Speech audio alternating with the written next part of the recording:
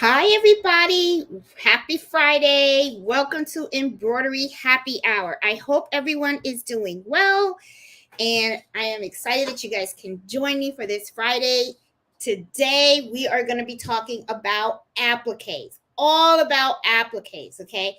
So, this is going to be pretty informative, especially if you're a beginner doing embroidery and you don't know what applique is. This video you're going to probably learn a lot about. One of the things that I want to share is about all the different types of appliques, different styles, different methods that people use to apply appliques. I'm going to show you some samples of some appliques that I have done, so that way you guys can have an idea of the different types of appliques that are out there.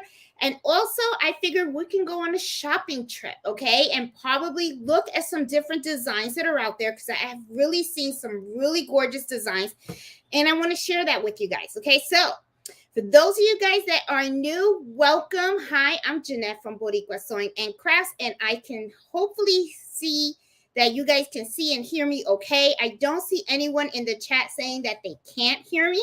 So I'm going to say it's a go and everything is good. So let's just start now and let's talk about applique, okay? Because I know some people are getting online, but that's okay.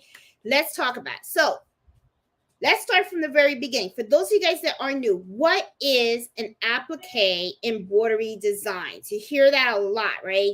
You know, especially if you're new to embroidery, you kind of figured you have all these designs and they're nothing but stitches, but there is another style out there, which is called the applique. And in applique, what it is, it's a form of embroidery where you incorporate pieces of fabric inside of the embroidery design. So that way you're really not using a lot of thread. Okay, so they can, you don't just use one piece depending on the design. You could be using multiple pieces of fabric.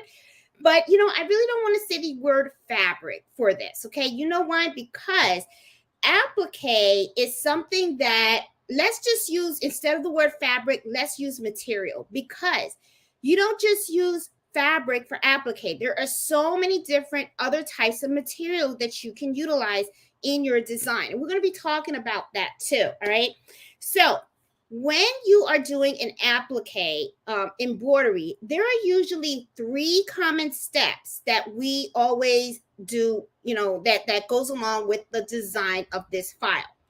The first one is the placement stitch. The second one is the tack down stitch.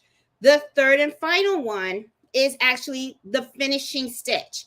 Now, a lot of times people say the satin stitch for the third one, but I don't want to say that, for the simple fact that now appliques have really evolved, and now they don't just finish the applique designs with a satin stitch. They actually use zigzag stitches, and sometimes they call a stitch called the diamond stitch, which is kind of like a crisscross. Okay, so there are like so many different ways that people are actually creating applique files. And I don't have the crisscross stitch, but we will go online and let's do a little shopping and shop around and see the type of different final stitches that they use when it comes to the applique. All right, so let's talk a little bit about why people use them, and why is it so popular, and what's actually the benefit of an applique design. Okay, now I'm going to pull a little sample so we can take a look at it, because if you guys are new, let me just move this over here. If you guys are new, you may not know, or probably be like, probably thinking like, what the hell is she talking about? What is an applique? So I'm going to show you really quick a picture of an applique design. Okay, this is an applique design. And as you can see on this applique design, there is fabric in between the satin stitches. Okay, when you see a solid stitch like this on the edges, this is called the satin stitch. So these are applique designs. Now, let me tell you the benefit of doing this. Okay, let's say I had this design and I wanted to just do plain embroidery. I didn't want to do any applique. All these sections where you see that I have fabric, that would have to stitch out. which means that it can take a very long time for this actual design to stitch out and complete nothing but threads. All complete embroidery, nothing but threads, okay? That can really, really take a long time to do. However, though, because we are using fabric in place of the threads, what happens is we save a lot of money on threads, okay? But we also save a little bit of time. But I'm a little bit on the fence on the time portion of applique being saved. And I'll tell you why. I'm going to explain why. Okay. When you are embroidering, the item is in your machine and it's at a go. Okay. It's just embroidering straight. When you're doing applique, like I mentioned before, there are 3 steps.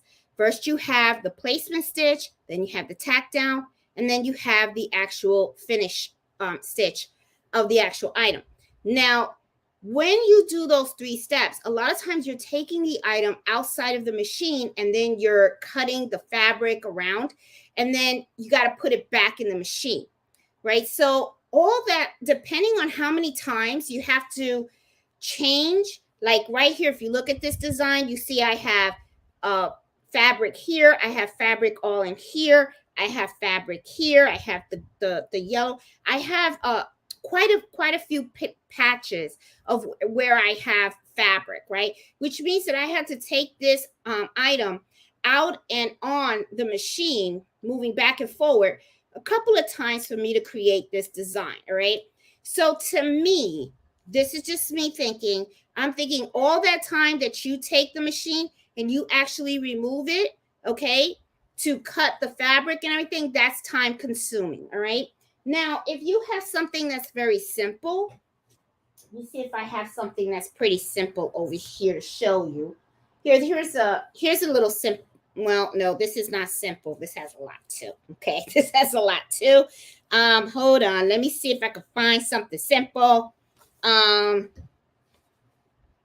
right, here you go. Here's a simple one.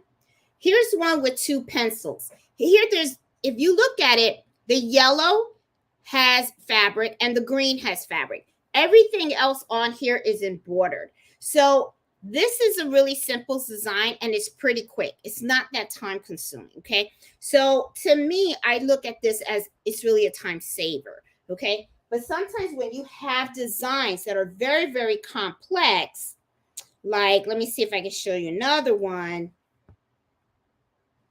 like this one. This one can be a little complex too, you know, where you have multiple color fabrics in there, okay? And this is pretty simple. Well, here you go. This is simple. This is only 2 pieces of fabric, okay? So those to me are simple appliques, all right? When you only have like 1 or 2 pieces of fabric to add to the design. However, though, when you have more than 2, 3, 4, or even 5, 6, whatever, different types of fabric colors that you have to add to the design, to me, that's kind of time consuming. So it's kind of like I personally, when I'm looking at applique designs, if I see that there's just too many areas where applique is required, I don't even really bother with the design, because unless it's something that I'm doing as a gift for someone, then I don't mind doing it, but it's not something that I would offer as a item that I want to sell, for the simple fact that I know that if I sell a lot of that, I'm going to be taking that, I'm going to be going back and forth between the machine and my cutting table all the time, and that's going to drive me crazy. So I don't like doing that, okay? So yeah, so they are pretty popular. Now, they're pretty popular, especially when it comes to designs like this for little kids. But don't fool yourself. These applique designs are created for adults too, and a lot of people do like them, especially when it comes to the fonts, okay? There are a lot of different applique fonts, you know, out there that are, you know, not just geared towards children, they're geared towards adults too.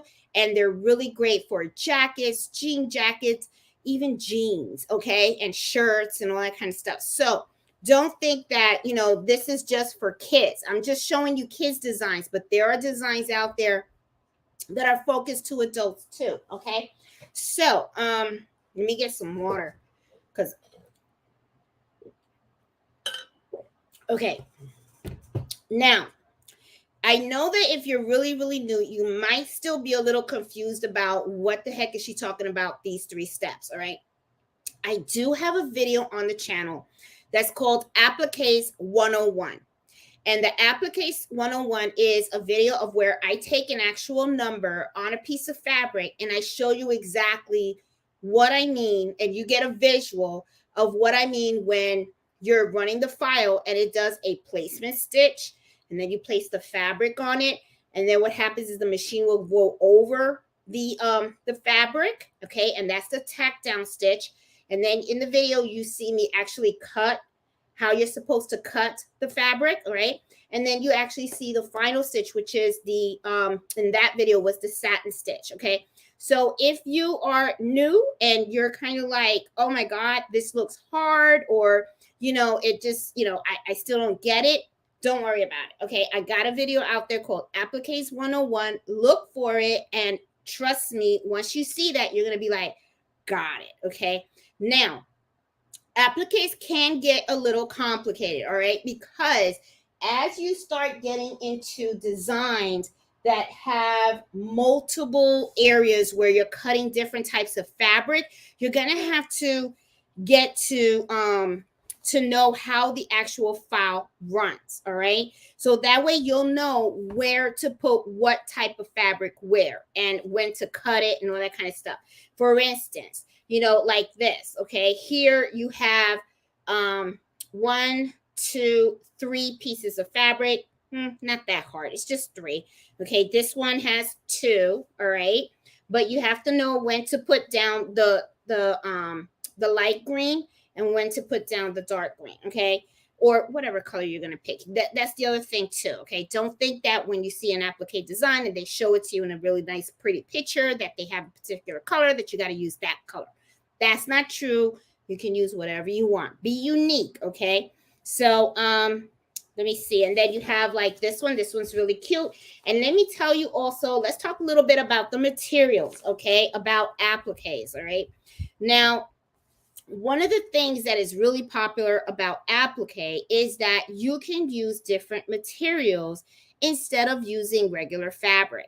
Now, fabric is pretty cool to use because there are so many different types of fabric out there, different types of styles with flowers, stripes, squares, designs, Disney, whatever, right?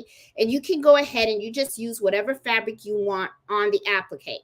There are a couple of tricks, though, that you should know when you are applying applique to any type of particular item that you're using. I will make sure to share that information with you, okay? So that way you guys know what it is.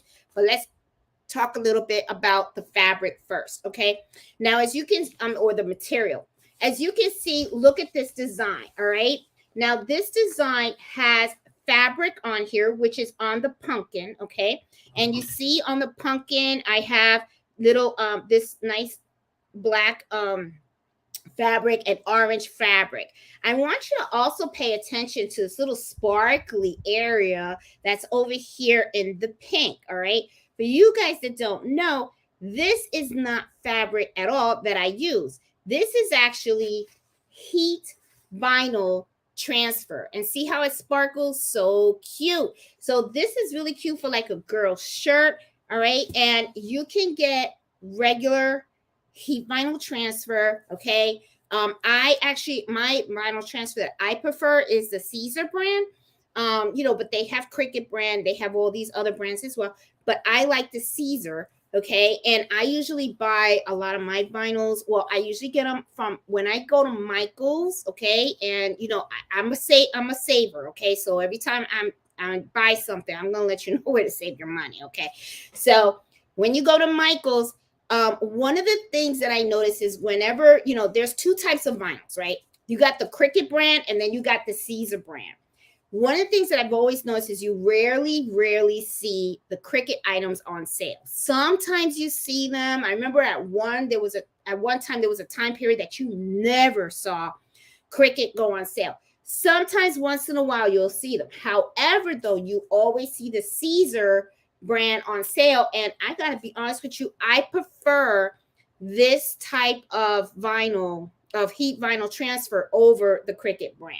I just do. I just like it a lot better. And you get to use your Michaels coupon. And don't forget that if you're military or retired military or a teacher, you also get 15% off as well. So just wanted to let you guys know. So anyway, I like to get my vinyls. Usually there's an online store called 145vinyl.com. And I usually wait for their sales and I'll get like vinyl from there. Okay. But I also get my vinyl from Michaels when they have little coupons, and I use my little discounts and all that kind of stuff. So just wanted to share that with you guys in case you guys want to do heat vinyl transfer with your appliques. Okay. Because this is really nice, especially the sparkling ones. These are very, very, very popular. And as you see, they come out really, really nice. These are my samples. You know, these are the ones that I show the customers whenever the customers come. I always have little swats. These are the swats that I make. You know, as you can see, it looks really, really cute and really sparkly. See how it sparkles? That's like so cute. So, you know, the girls love that, you know, so I always like, you know, to do the vinyl. Okay. Now, another type of material that you see a lot, this is the heat vinyl transfer. That's, you know, the sparkle one. I don't know what they call it though. I know there's a name for it. I call it the sparkle, but anyway.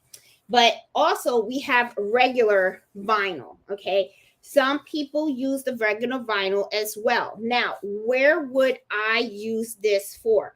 I would use this if I was doing something for like a college kid, right? So like, let's say that they had like a jacket or something like that, and they wanted to have their names or a letter or something like that embroidered on their jacket or their jean jacket or something like that. I would use this. Or if you really want to get fancy, okay, you can go ahead and you can actually buy leather. Okay, now this is a yard of leather that I actually bought from Hobby Lobby. Okay, and I bought this a while ago because I was going to make some wallets. I was going to try to sew some wallets and everything, but I decided that what I'm going to do is I am going to treat myself, and I'm going to buy myself a jean jacket, and I am actually going to use this leather for applique, and I'm going to put some letters on my jean jacket on the back. So I thought this would be really, really cool, and I love the smell of leather. And you know, so this is going to be a really cute one. And when I do this, I'll make sure to do a video of me doing this, just in case you guys are interested in doing this as well. Another trick also, the letter O, okay, of an applique. If you think about it, the O is just really like a circle. And this is another thing let's talk about. You know, you can actually modify applique designs. That way you can just use certain sections of it. Like, for instance, like I was saying, the letter O, right? So you can actually take this and you can actually embroider this like on a sweatshirt, and you want to put like the knee pads or something like that on your sweatshirt and stuff like that. You could do the letter O.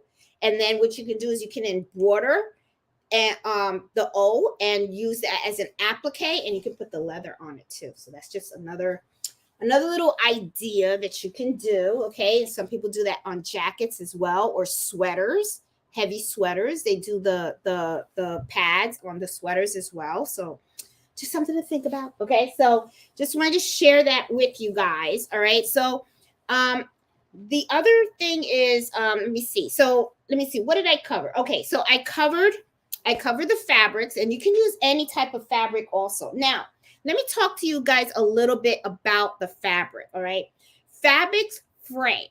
Now this won't fray. Okay, this doesn't fray, so you don't have to put anything on it. You could just put this on your item, and then you can just do the applique, cut it around, and and you'll be fine.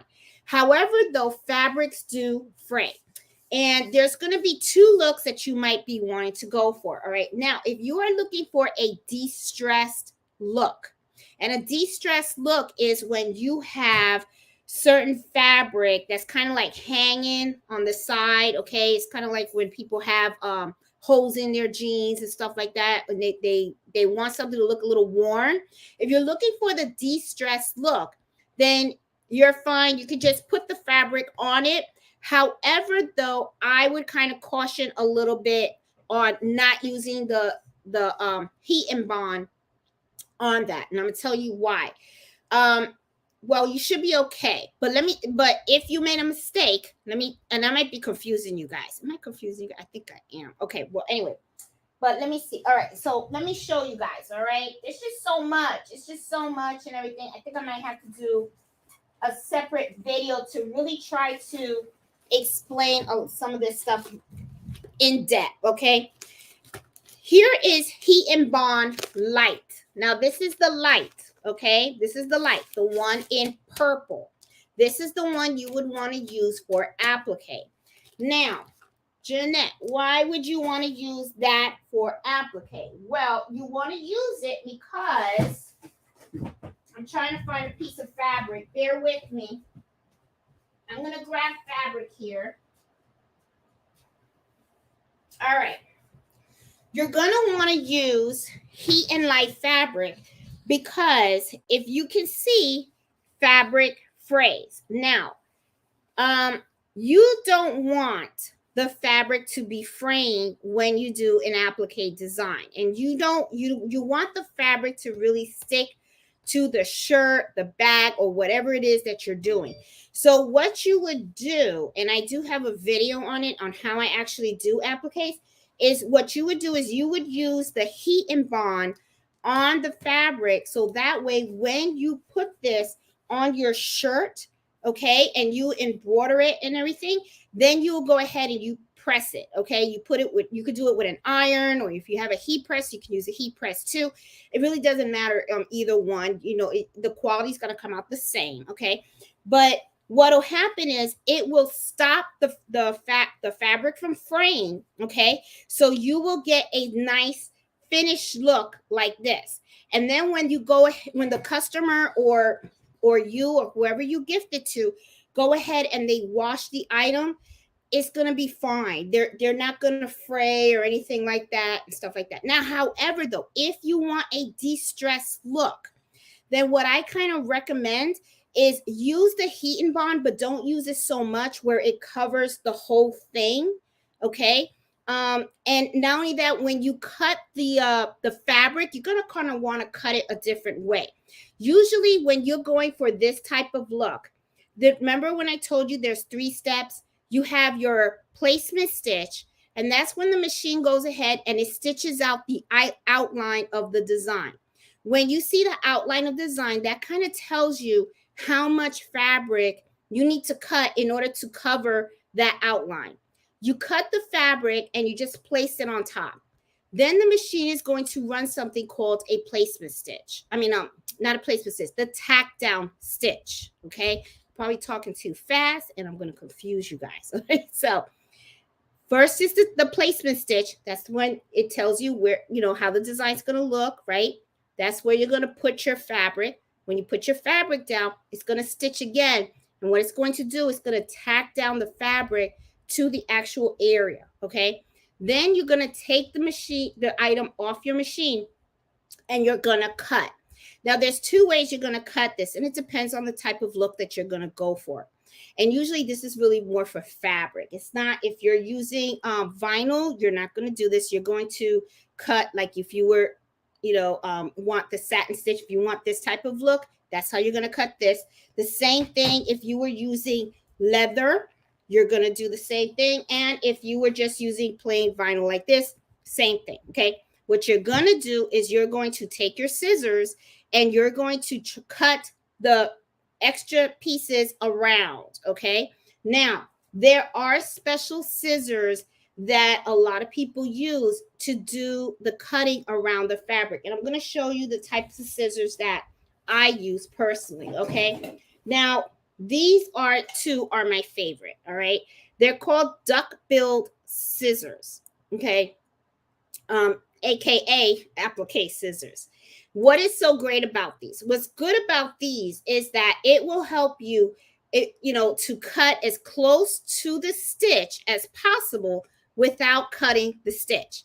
That is a very famous mistake that a lot of people do when they use regular scissors and they try to cut the fabric around the tack down stitch. You want to try to cut as close to that tack down stitch as possible, but you don't want to cut the stitch. And I'm going to tell you why. Because if you cut the stitch, then what can happen is if the satin stitch doesn't catch that, then what's going to happen is you're going to have like, it's going to open. You're going to see it. It's not going to be solid like this. You're going to have like a broken piece. It's going to like come out. Okay. And that's going to fray. And as time goes on, that's just going to look bad. It's going to look worse and worse. So you're not going to want to do that. All right. Now, these scissors are really good in helping you to make sure that you cut as close to the tack down stitch as possible without cutting it. Okay. Now, why do I have two? This is the big one. This is the small one. I love the small one because the small one actually helps me to get into certain small spots. All right. And they're really good for the small areas. This is really good for the large areas that you can cut around. Let me see if I can show you a small area where the small stitches, that might help. All right, so let's you know what? Let me take this out, and I prepared this for tonight because I wanted to talk to you guys about fonts. But let me take this out, and then we're gonna look at this more closely. Okay. All right, let me put this away. Let me put the back away. Okay. All right. Let's take a look at some of this stuff. All right. Now, let's look at this letter A, okay? See how this letter A is and see how it has this little small hole right here? When I'm cutting the fabric around here, I'm using the small one, okay? I'm using the small one, all right? When I am cutting these areas right here that are long, I use the big one, all right? That's why. Now, there are also I think there's two other scissors that I also use as well to try to help me with the applique scissors that are pretty helpful, okay? I have these Karen Berkeley curved scissors, okay? These are fantastic to get to like really small areas, okay? Really, really tight areas. These are fantastic. One setback though, okay? And I'm going to warn you if you get these, make sure you understand. These are super sharp. I mean, really sharp. I want you to look at that point. That is a solid point on that scissor, okay? So be careful when you use these because you can really puncture your shirt or the bag or something like that. Like be very, very careful. These are very, very, very sharp. Extremely, extremely sharp, okay? Now, there's another scissor that I use for applique, which I kind of like. They're pretty good, but the only caution that I have with these is they're good, but sometimes it won't. It depends on if you cut. Okay, if you practice a lot and you know exactly how to cut your appliques, then you'd be good. But if you're kind of new, you got to be careful with these because you try really hard to cut close to the tack down stitch, and you can accidentally cut the tack down stitch with these scissors. So you just got to be really careful when you're using these scissors, okay? These are pretty good. You can get these at Joann's too. You can use your coupon at Joann's. This one I believe you can get from Joann's too. Okay, I do have the link to all the scissors that I'm showing you in the video description below. These two I know for sure you can get at Joann's, okay? So use your coupons, okay, at Joann's, all right? So because scissors can get pricey, especially the good ones, all right? So you want to make sure you save money on that. All right, now these two, this one I actually bought at the sewing quilt show that was in Fredericksburg last year when I was with Miss Banks. They do have them in Amazon, so I did post a link on there in case you guys are interested in stuff, but I did get them from the sewing and quilt show. I do like these a lot as well. These are really, really good. And as for these, the only place I found these were actually on Amazon. I could not find them in Joann's or Hobby Lobby or anywhere else. Okay, so but the link is there if you guys want this one. The only thing, these are really, really good. And I will tell you, this brand of scissors, and I have several of her scissors. It's called Karen Berkeley, and I have several of them, and they're all really good. They are super sharp, super sharp. I got her embroidery scissors too, which is like really awesome. These are them. It's super sharp. Look at how sharp these are. These actually turned into my favorite. This one and the one that Miss Banks got me. Miss Banks got me these little to cut the jump stitches between this and this for regular embroidery for cutting jump stitches. Awesome. These are my two go-tos. Okay. Now, for applique though, like I said, I do have 4 scissors that I work with, and these are the 4. I have 2 duck bills, okay, which is the large and the small one, and then I have 2 curves, and I have the real super sharp one, and then I have this other one. I don't really use the orange one that much. I do kind of like it because it's lightweight, you know, but I really don't use it that much because I find that I sometimes don't cut as close to the tack down stitch as I really would like to. But this is really, really good. You just got to be super careful, like I said, because it's super sharp and you can accidentally puncture your item, okay? And these 2 are definitely my go-tos when it comes to the applique. So I just want to share that with you guys so that you guys know how I do them, all right? So, like I said, these, you know, appliques, very, very popular, okay? One of the things that is really good is that you can use different materials with your applique embroidery files. The other thing is that, you know, you can really use applique on anything, all right? Let me show you something else that I use applique on, which you don't see a lot of people do, okay? I put applique on blankets, okay? These are the baby blankets, okay? This is an applique design, okay? So look at how pretty that looks. See, isn't that cute? So just wanted to make sure, you know, you guys have an idea. You can do it on bags, okay? Duffel bags. You can do it on book bags. There's so many different ways. Now, not only do we have applique for designs, okay? You also do applique for mammograms, initials. Let's just say initials, okay? Because you guys know my English is all jacked up. All right, so we could do applique on initials, all right? So there are a lot of different types of initial designs, okay, where you can buy the 3 letters or the 2 letters and stuff. I wanted to show you guys one that's pretty popular, which is the circle one. Look at this one. Now, what I did was I played around with the thread on this one, okay? As you can see, what I did on this one is I actually used sparkle, okay? Sparkle heat transfer vinyl. And then let me just make this a little bit closer so you guys can see. I actually switched around the thread, okay? Because if you notice right here, I have the black and the green. Okay, black and green. And then right here, what I did was I just switched up the colors of the thread. Okay, so this is just initials, and this is pretty popular. A lot of people like these. Some people put this on shirts. They put them on bags, tote bags especially. Very, very popular with tote bags. The circle one is very, very popular and stuff. Okay, so, and then I also wanted to show you some other samples that I did here.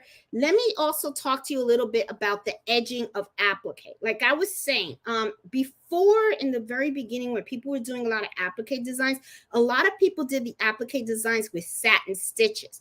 Then people started getting a little fancy, and then they started doing something called a zigzag stitch. Let me show you what the zigzag stitch looks like.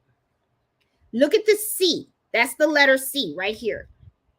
Okay, that's the letter C. See the zigzag stitch? Sorry. Let me stand up and show you guys. Here you go. See the C? That's the C. So this is called a zigzag stitch. Okay. Now, also, this is also another style. These two letters are another style of applique. Okay. This is like an applique inside of an applique. I want you to take a look at the letter A because that will help you to really understand what I'm trying to tell you. Okay. If you notice, underneath there is a red piece of fabric, and then on top is the blue piece of fabric. So what it is you're doing the applique of the bottom of the letter and then an applique of the top.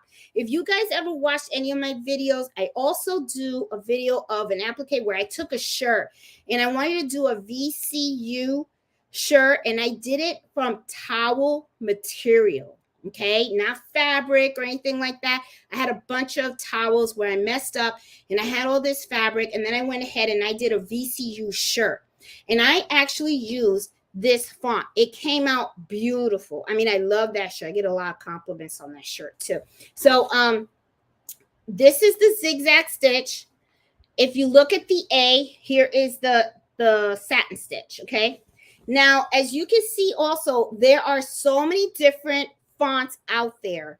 Okay, if you Google if you go to Etsy, right, and you just Google applique embroidery fonts, you're gonna see a whole bunch of different fonts that show up like this. Okay, and they're really nice, really nice.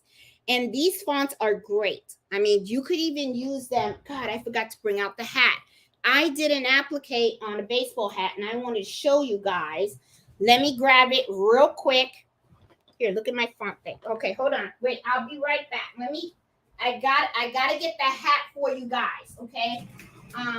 If I show you guys this hat, you guys are going to like it. Hold on, I'm here. I got all my hats. I can't believe I forgot to take it out. There's a hat that I did. Oh, here it is. Okay, here it is. All right. Now, okay. This was a hat that I did. Okay. This is applique. And I did it on a hat. Look at how cute it came out. Ain't that cute? You can do somebody's initials. I did this for Black Lives Matter. Okay. Look how cute. Ain't that cute? So you can do your initials, or you could just do one letter or something like that. You can put them on hats. I mean, really cute. So many things you can do with applique. I'm telling you, so many things. You can really get creative with this stuff. And this is another thing too. If you got a girlfriend that loves bling, okay, loves bling, you can do a hat like this. Use the vinyl. Put the vinyl on there. And she got her bling right on her hat. Just think about that. You can do a hat and put her initial, or whatever, and put the heat vinyl transfer on there, the little sparkle thing in there. Oh man, that would look so cute. That really would. And yeah, that would look cute. And even this, I could see the zigzag stitch, this one right here. This would look cute on a hat too, and on a jacket, on a jean jacket. This would look cute on a jean jacket. That's another thing too. So anyway, but in here, as you can see, there also another stitch though. I talked to you guys about the satin stitch, talked to you guys about the zigzag stitch. They also do a bean stitch. Okay, now the bean stitch is what you see on the letter A. As you can see, it's just one line. Okay, and the bean stitch is also what you see on the hat. Okay, and take a look at it right here. See how it's just one line that's going down? Let me put it closer so you guys can see. See that? That's the bean stitch on an applique. Okay, comes really cute. I'm telling you, really cute. I mean, and then now they're doing like diamond, stitches on the end. They're doing decorative stitches. They're doing little circles, little hearts and stuff like that at the end. I'm telling you, they're doing so many things now with applique. It's really amazing the things that they do.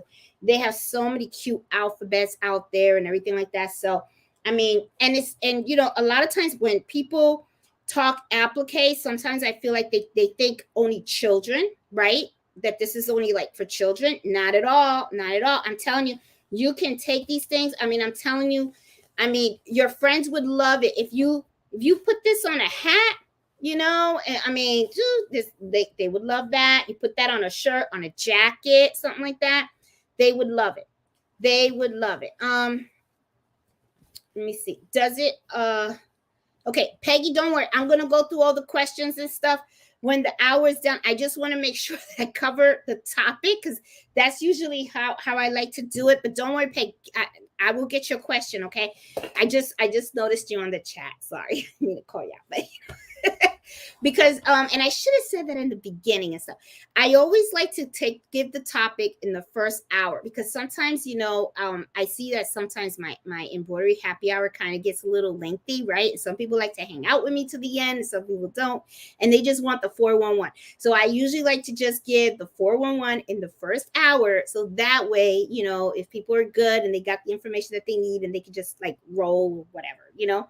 All right, so we talked a little bit about the appliques. Now I want to talk to you guys about some of the disadvantages of an applique, okay? Because, you know, a lot of times people like to talk about the good stuff. They don't like to talk about the bad, okay? But, you know, I like to just keep it real and just tell you guys the both sides of it, okay? Now, how do I personally feel about applique? Now, I'm going to be honest with you. I like applique. I think applique is fun to do. However, though, there are some things that you do have to consider, all right?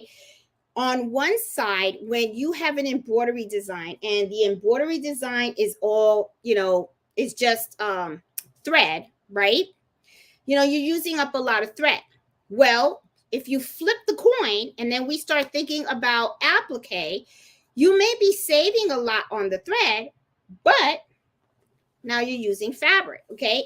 And sometimes you know, the fabric is kind of very similar to like sewing, right? Sometimes you're gonna you don't use that much fabric, but you sometimes, when I'm cutting around, if I'm not careful of how I use the fabric to place on my items, you can end up with a lot of fabric waste, okay? So make sure that, you know, when you are, you know, when you have your placement stitch and you're going to take a piece of fabric, don't just take, you know, like let's say the machine did a placement stitch right now, right? And it's the number 2, right? Don't just take your fabric and just say, oh, I'm just going to put it like this, okay? And then cover it and do the tack down stitch. Be mindful of your fabric. So what I'll usually do is I will start at the corner, right? And then I will place it like this, okay? That way, when it does the tack down stitch and I'm cutting the excess material, I am only cutting from here. I'm not wasting a whole lot of thread.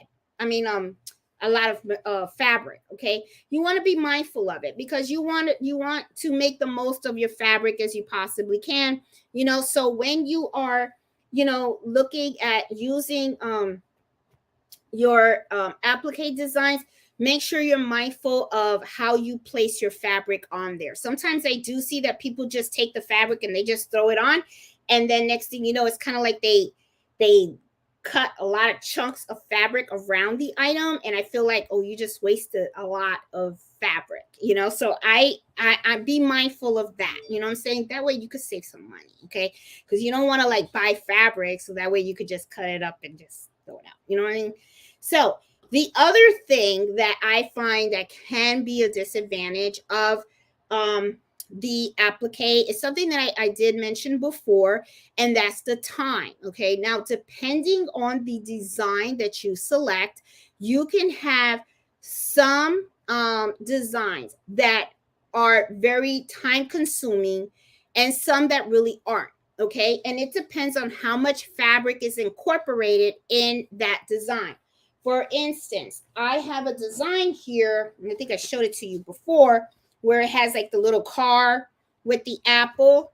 Okay, I like these designs. I gotta tell you, I did sell a couple of these shirts on my shop, However, I wasn't really thrilled on selling them for the simple reason that these were really time consuming to do. And they were so time consuming because you had to keep taking the item off and on the machine so that I can cut the fabric. All right. So that can kind of like be like a, kind of thing. You know what I mean? But some people enjoy doing applique. Sometimes you can sometimes bump into people where they love doing the applique so much that they don't even like doing regular embroidery. They just prefer to do this. And for them, this is like heaven. Okay.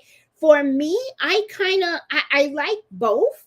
Okay. But it also depends on what I got going on, right? If I have like a whole bunch of orders and then I end up with a bunch of orders like this, that's probably going to drive me crazy because I'm going to be walking back and forward between my machine and my cutting table, because every time you tack down a fabric, you have to then take it off the machine, and then you have to go to your cutting table, and then you have to cut that extra fabric off.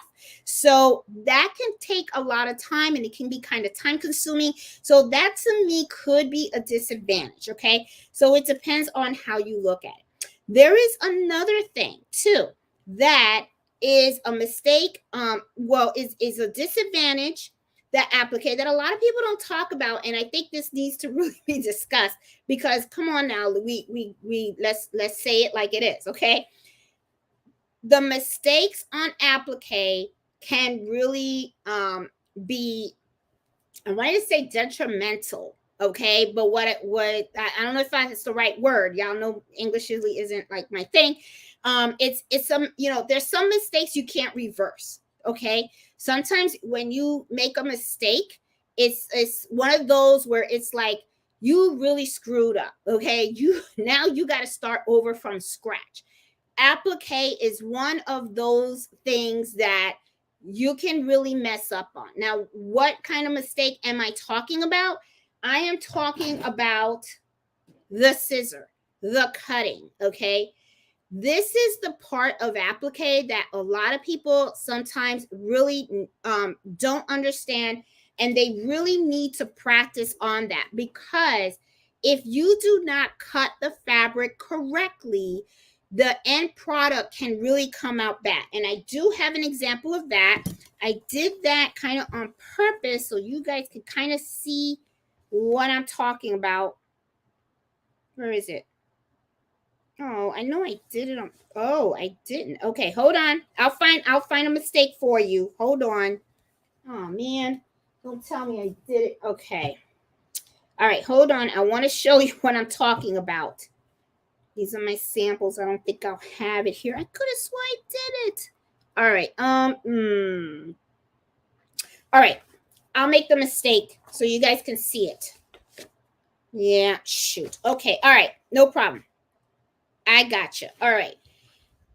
All right. Let's make the mistake now. Okay. Now, let's look at this.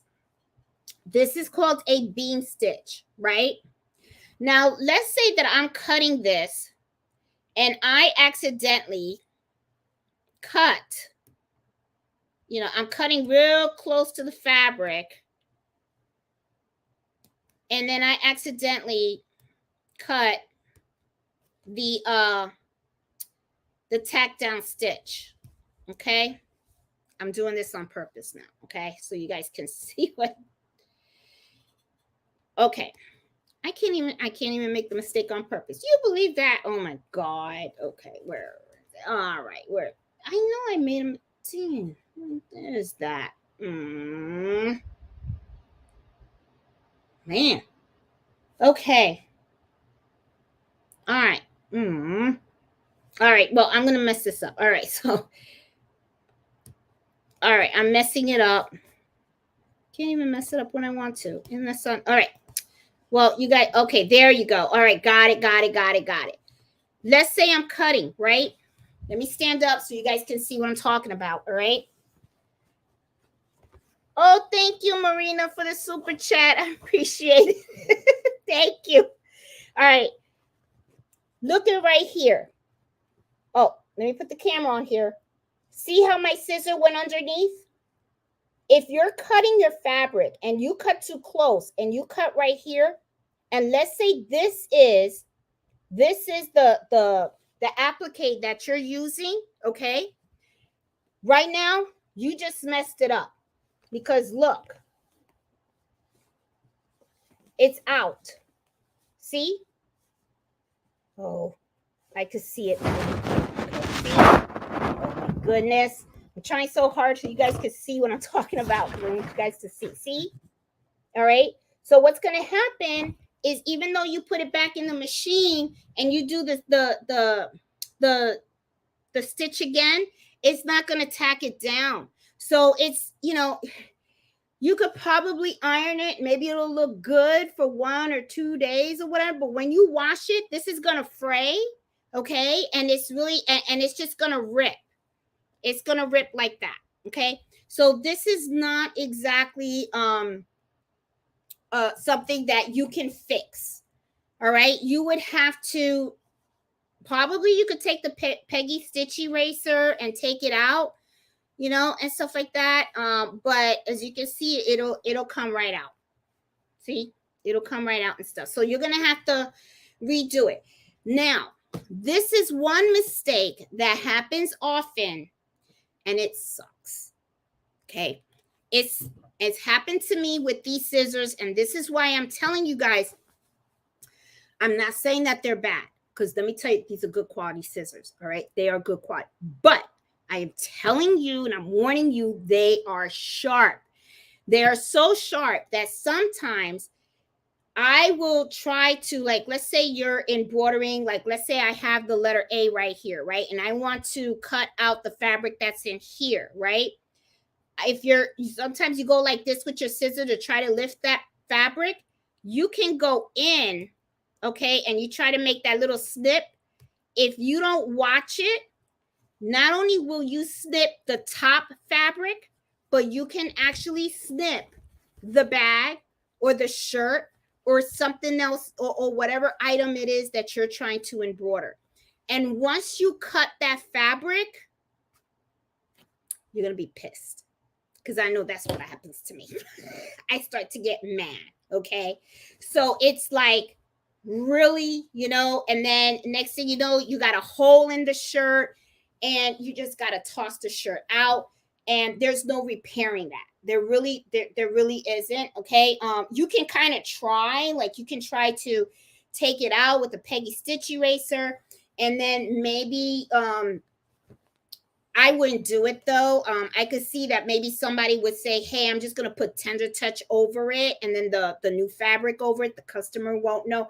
I got to be honest, I wouldn't do that, for the simple fact that as time goes on and people start washing the clothes and it goes through the washer and the dryer, that portion that was cut there, you could try to sew it closed or something like that to try to save the shirt.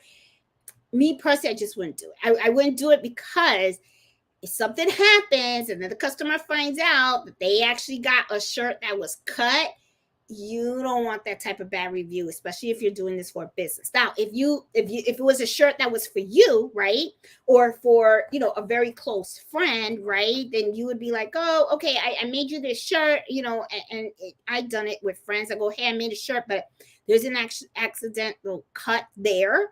So, but let me know if the shirt starts to, like, is no good, and I'll make you another one and stuff like that. But as for like a business stuff, don't do it. I strongly recommend you don't do that. Okay. Don't try to go around hiding mistakes from customers like that, because it can bite you in the butt later on, and then it can hurt your business, and it's going to hurt your reviews, and it's going to hurt your reputation and everything like that. So be very, very careful with these scissors, because these scissors can really, they're fantastic. I'm gonna tell you something. They cut. They're fantastic. They are good. All right. I really wish she made these types of scissors, but every time I go online and I look at her brand of scissors, I don't see I don't see her making the dull scissors. These are the actual scissors she makes to cut applique. Now, because these scissors are so super pointy, okay, they are really awesome for when you have to get into the nooks and crannies of tight spaces, just like the W. If I have to go in here and get in that tight space, this is fantastic for that. Okay, but like I said, just be very careful. So my recommendation is, if you're in a rush, don't do this. Okay, you got to take your time. You want to sit down. You want to make sure you're comfortable. You want to make sure that you are not you're not, cutting too close to the tack down stitch, where you're actually cutting the actual stitch, just like I showed you here, because then what's going to happen is this is going to fray, all right, and stuff. So but just so you know. Another thing I wanted to share with you guys too, especially about this font, okay? This is the bean stitch, okay, for the applique design on here. Something that people do with this actual font is sometimes they let extra fabric kind of like just go around the bean stitch. And then what they do is they don't use any heat and bond, because they want the edges to fray, to get that distressed look. Very, very popular, especially if people are doing this on jean jackets, because people love jeans with like holes in them. They like the jean jackets that has that distressed look. I know I like it myself. And it's like and then to have the applique on here on your jean jacket, with this distressed look. And you can also do this on your hat as well and give it a distressed look as well. That's pretty popular too. So just wanted to share that with you guys and everything.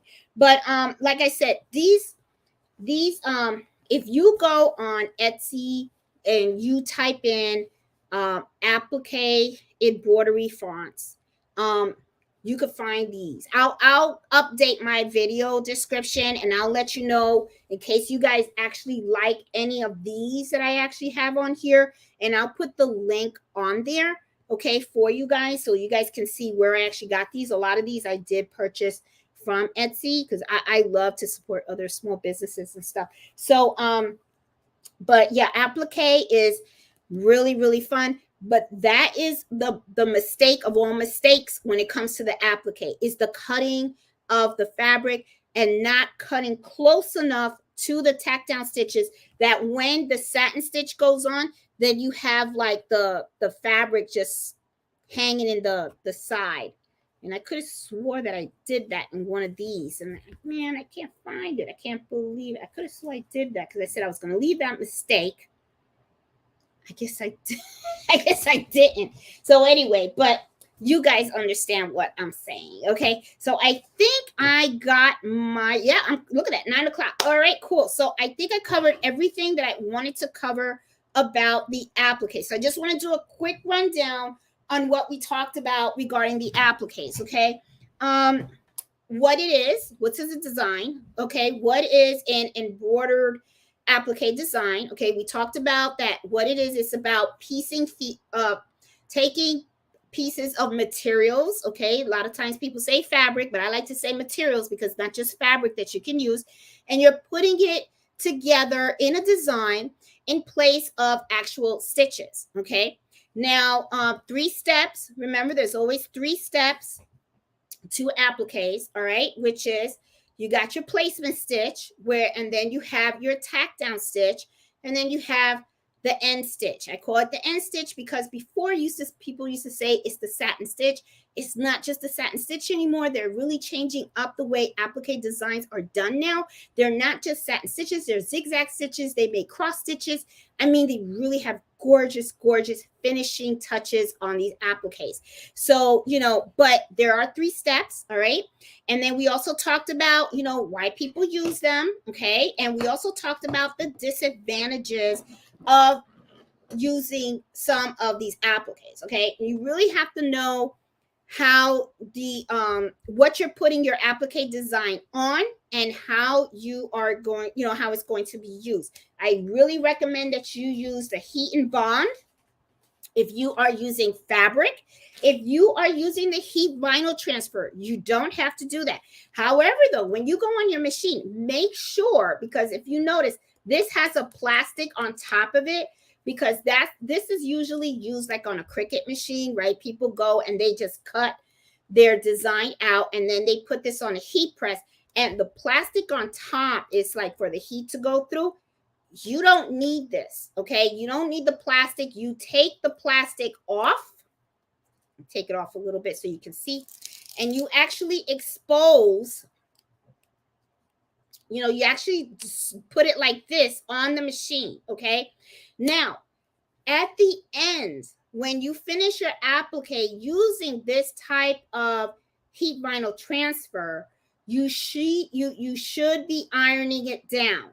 Do not take your iron and directly apply the iron or the heat press to the applique, okay? Especially to this material. What I usually do is I use a Teflon sheet, or if you have another piece of fabric or something like that, put it on top.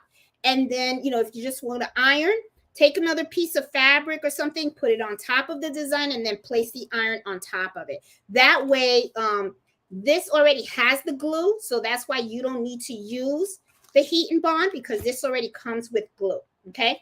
Now, for the vinyl, I don't use the glue at all. You can, I guess, if you want to, but I don't. And I'm going to tell you why. This can melt, okay? So honestly, I don't, and I don't think you can really. You know what? I think I misspoke. I think you cannot do that, because this is kind of plastic. If you put the iron on this, even though you need to put the heat bond back here, you're gonna melt this. So don't do it. I don't recommend you do it. Okay, and then if you want to use leather, okay, like this, you don't iron leather. You don't iron leather at all. So don't use the heat vinyl transfer. Just make sure that when you are using this type of material, that when you're using it for your applique, that you are making sure that when you have that placement stitch and you cut around it, that you cut it correctly, so that when the final stitch gets on top, okay, it does the tack down and also the final stitching, that it's secure on the item. That's what I recommend when you're doing it with the vinyl and when you're doing it with the leather, okay? Do not use this, because this stuff and the iron does not go well, okay? It's going to melt. It's going to mess up your iron. And you're going to be upset. So I don't want you to get upset. Another thing that I do want to share with you guys, though, too, and this is not applique related, okay?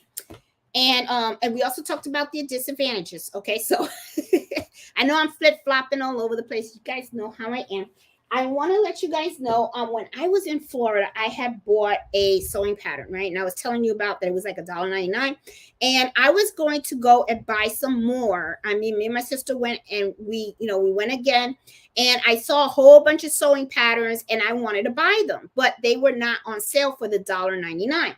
So I actually saw the flyer, and the flyer had this little box in there, and it said sewing patterns on sale, $1.99 at Joann's. So I went on Thursday as soon as they opened up, because I was thinking, oh my God, sewing patterns, $1.99. I don't know. Nobody was there, but I just had this vision that I was going to see like a whole bunch of people over there, like dying to buy sewing patterns because they were $1.99, right? So I'm like, I just want to beat the crowd, right?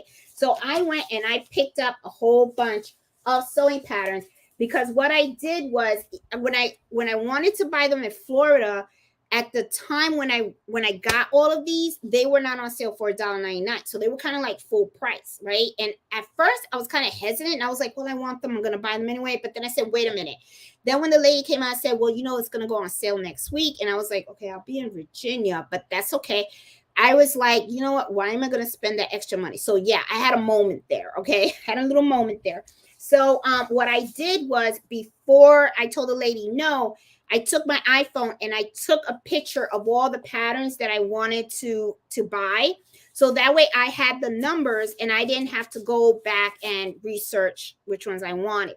And I got my receipt, and I wanted to show you guys, this was the receipt and stuff. And I want to show you, by waiting it says you saved $124.72 on sewing patterns. So I want to share with you guys some of the sewing patterns that I purchased because these are really nice sewing patterns. Now, I always thought that sewing patterns was like just like clothes and stuff like that, which isn't bad because now I got sergers and I want to learn how to make my own clothes. But when I was looking through the books with my sister, I noticed they have craft items and they had sewing patterns for that. So this is one that I picked out. Okay. And this is like, you guys know that I like to do kitchen towels and everything. And when I watched my sister's live yesterday, she did a kitchen towel very similar to this. And then she put like a little like baby hanger on it. It was so cute. But this one is a pattern. I don't know if she had this pattern when she did her live last Saturday, but I got this. And what I really liked about this, it comes with how to do the oven mitts and also how to do the pot holders.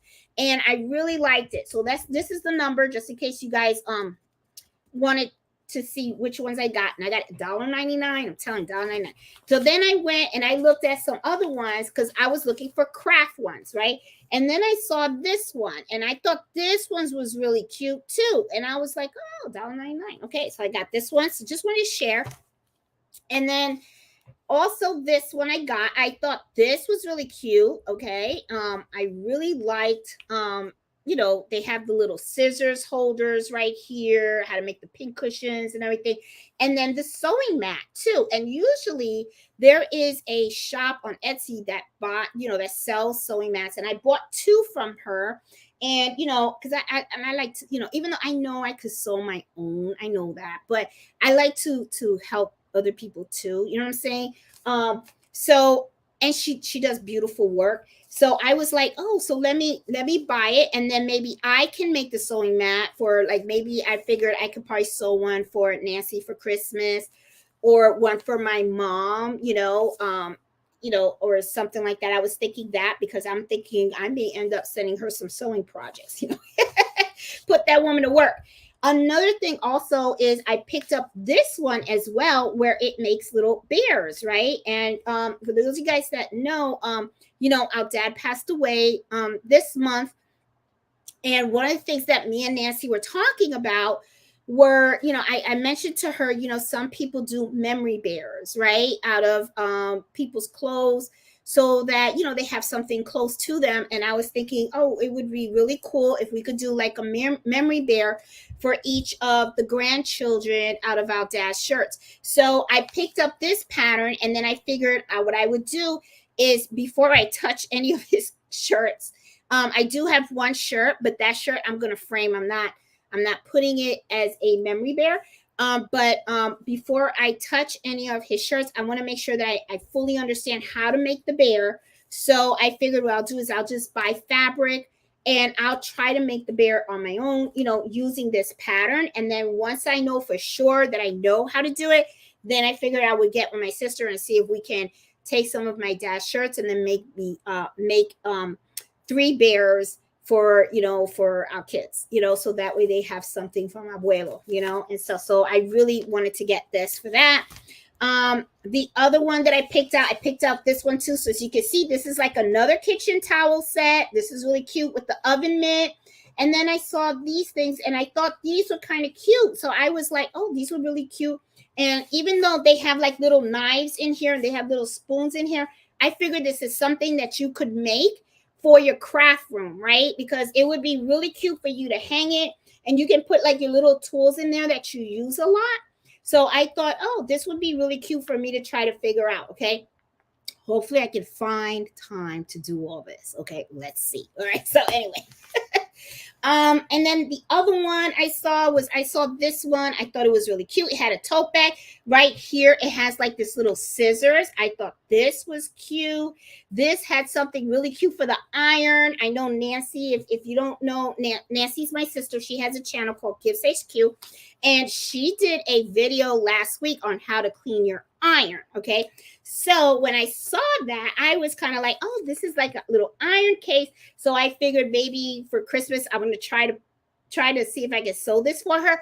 And I thought this would be something really cute for her to put her iron on, to a little iron case or something like that for her. I thought she would probably like that. So I figured I could give that a try. This is the last one that I got. And look at this. This is so cute. And let me tell you, I actually bought this off of Etsy. Not the pattern. I got the pattern from Joanne. But the lady that sells the sewing mat, she actually makes these. So when I bought the sewing mat, it came with one of these. I think it's really, really cute. You just take a regular mug, okay? And I took an old mug of mine, okay? This was from the Air Force. And I just like placed this in. And I really like it because it has little pockets that I can put stuff in. And it even has little pockets inside as well, okay? Like right here, it has little pockets in here too, which I kind of like that as well. So I was like, oh, so this is like really cute. So I figured if the sewing mat is successful, that I make for Nancy, maybe I could make one of these for her too. So, because I remember 2 Christmases ago, she did a pocketbook for me, which I really like. And I know she spent so much time on that pocketbook, and I use it, a lot and stuff like that. And I kind of like to use it and stuff because people always like, oh, that's a nice bag. I go, my sister made it for me, So I like to brag, and stuff because, and this is the other thing too, is that when people make things for you like that, and you also sew and you embroider, the amount of time and effort those projects take. So, to me, that pocketbook that she made for me means so much to me for the simple fact that, every time I use it, I do think of her. And one of the things that goes through my mind is, ooh, get a little emotional. Anyway, all the time, even though she was probably watching TV while she was making it. But anyway, cutting the fabric, the stabilizer, ironing, the sewing.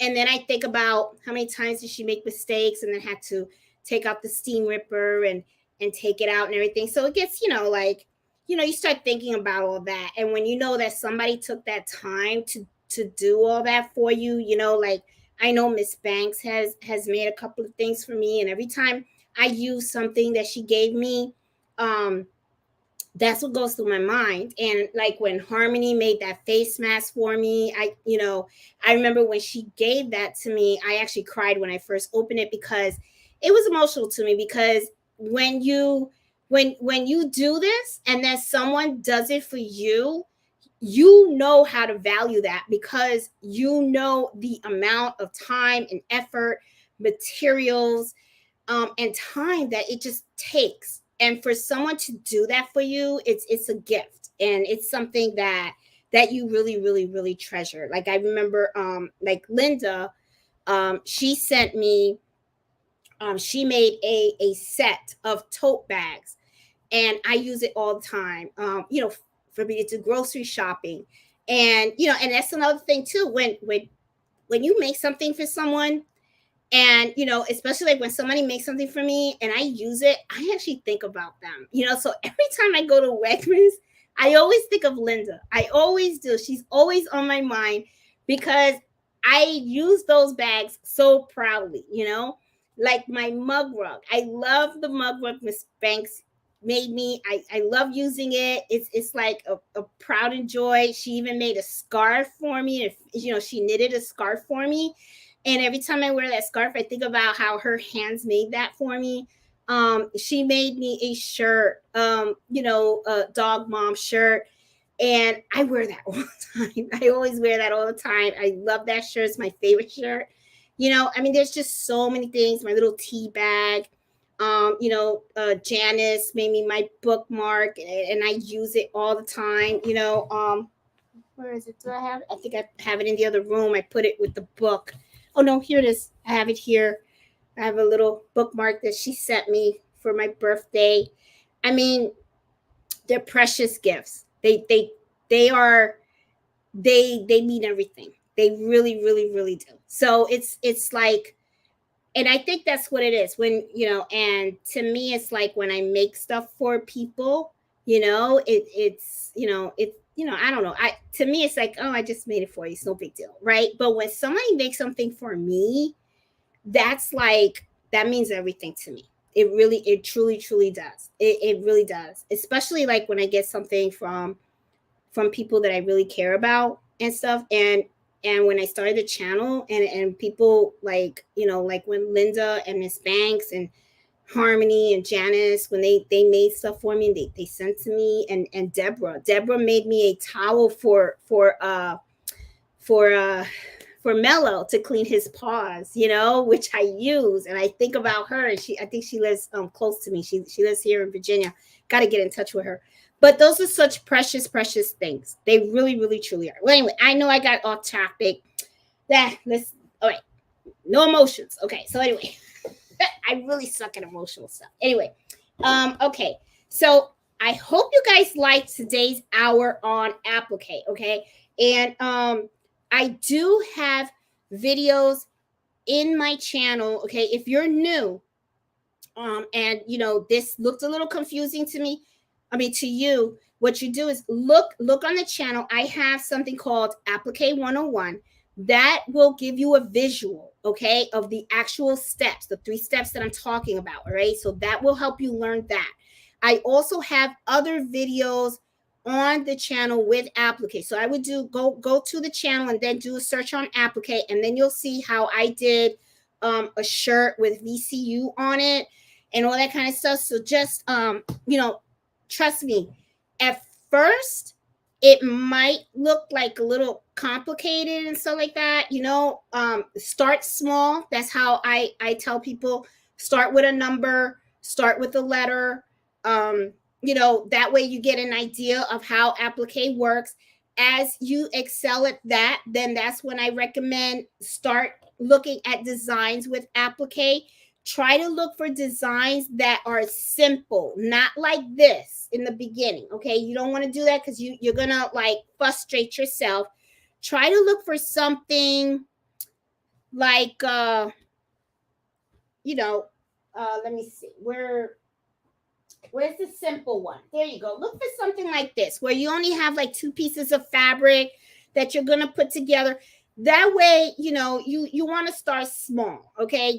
That's one of the things I always tell people. I even tell people at my job, start with small successes, because if you try to get the ocean at one time, you're going to fail, and then you're not going to feel good. And I like people feeling good. And sometimes, when you do small successes, you pay more attention to detail, and before you know it, you're golden, right? So there's no race. Okay. So, just, and when you're starting Applique, what you want to do is you really want to understand the concept of an Applique design, how they work and how to work with them and all that kind of stuff. So start small. Once you start learning how, once you do go with one, right? Like when you go with the number, start with like letters. Letters are very easy. Use that. Then after you get that, then you go ahead and start doing the designs. Try to go with the last, like I said. As you start to get better, okay, and you start to understand Applique designs, then you can go ahead and start going more complex, okay? And and another thing too, if you have embroidery software like I use in Brilliance, you can run the stitch simulator so that you can see how the embroidery file is going to behave. And I show that in some of the videos that I show Applique on. So that way you can kind of understand how it's going, okay? Because what happens sometimes is people will buy an embroidery file, like an Applique design, and then they just buy the file, they stick it in the machine, and then they go. But they really don't understand what's going to be embroidered first, okay? So you want to kind of like understand the order in which the design is going to start stitching out, okay? Because that's going to help you to better prepare the fabrics that you need and all that kind of stuff, okay? There was something else that I was going to say. I think I'm having a brain fart right now. Let me see. What was I going to say? I'm sure it'll come to me. It'll come to me. Oh my goodness. What was I gonna say? Oh, the other thing also, okay, is in the channel, I also do something called color sort. Color sort is a little trick that some people do when they're doing names, okay?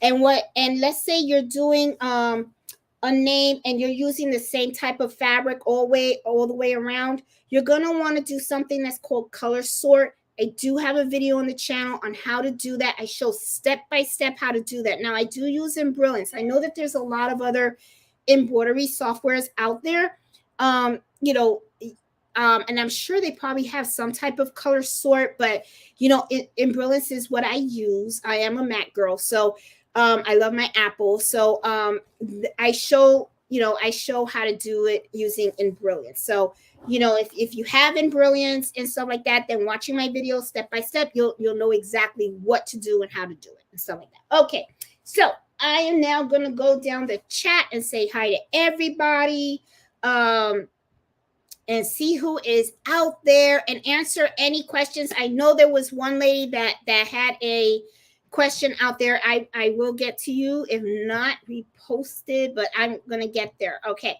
So I see Robin, Marlene, and Judy. How are you? Hey, Sassy. I see Becky on there. Let's see. Hey, Nevelyn. How you doing? Hi, Karen, Trisha. How you doing? Kingsbury Crafts, how are you? Debbie, Jackie, how are you? Peggy, I think it was you, Peggy. I think you had a question in there. I think I'm gonna I'll make sure to hit it, okay? Hey, Jail Love, how are you? Hey, Annette, Faith, how are you? Julie, Catherine, welcome. Eartha, hey, Miss Banks, how you doing? Hey, Kingsborough Crafts, how you doing? Iris, how are you? Deborah, how you doing? Hey, Angela and Stitches, how are you? Oh, Mello, where is Mello? You mentioned Mello. Are you here? You gonna do your cameo today? Mello. Oh, he's coming. Okay, all right. So, hey, Jenny, how are you? Mello, they're asking about you. Evelyn, how are you? Hey, Pretty Eyes, how you doing? Hey, Miss Banks, there are so many applique final stitches, bean stitch, satin stitch. There you go. Candle wicking stitches and more. Oh, that's a new one. I wonder if the candle wicking stitches, Miss Banks, is what I am calling like the crisscross stitch. But I know now they even got like a lace looking one and all that kind of stuff. They got gorgeous ones out there. They really, really, truly do. Hey, Debo, Miss Hemmings, how are you? Hey, Tammy, how you doing? Sonia. Hey, Sylvia, how's it going? I'm finding towels today to do applique hooded towels for my great-grandsons. Also, love your channel. Thank you so much. Appreciate it. Hey, Iris, how are you? Hey, Allison. Hey, Robin Duno, how are you? Hey, Evelyn. Oh, don't forget to hit that like. Yes, guys, if you do like the video and you like the information that I shared with you guys, please do hit that like button because it does help the channel a lot. And if you know other friends and stuff like that are doing embroidery or sewing and really you feel like they can benefit from the Embroidery Happy Hours on Fridays and all the other videos that I put on the channel, please be sure to share the channel with them so that way they can learn as well, because that really is my goal. I just want to teach as many people as I possibly can because I really love doing this stuff and it is a lot of fun and stuff. Hey, Sylvia, purchase fonts and they take over a long time downloading to my SE 1900. Oh, well, what I do, Sylvia, okay, this is usually one of the things that I do is I use Embrilliance and I don't know how you're putting in your fonts into the SC 1900. But usually what I do is I use the Embrilliance software, okay? And what I do is I buy the BX font format and I design the actual word or phrase that I want. And then when I save it on my USB flash drive, I take it over to my SC 1900 and then I just upload it from there. Okay. Now, another thing too that I noticed, and I don't know if a lot of you guys have noticed this, but I noticed that if I have a USB flash drive that is full of designs, okay, it's going to take a long time for my machine to read the file. So usually what I try to do is I make a folder on my computer and I will copy all the files that I have on that flash drive USB, and I'll leave it on my computer, and I try to only have like a couple of files on the USB flash drive. That way the sewing machine doesn't take a very long time to read all the files on that flash drive. Okay.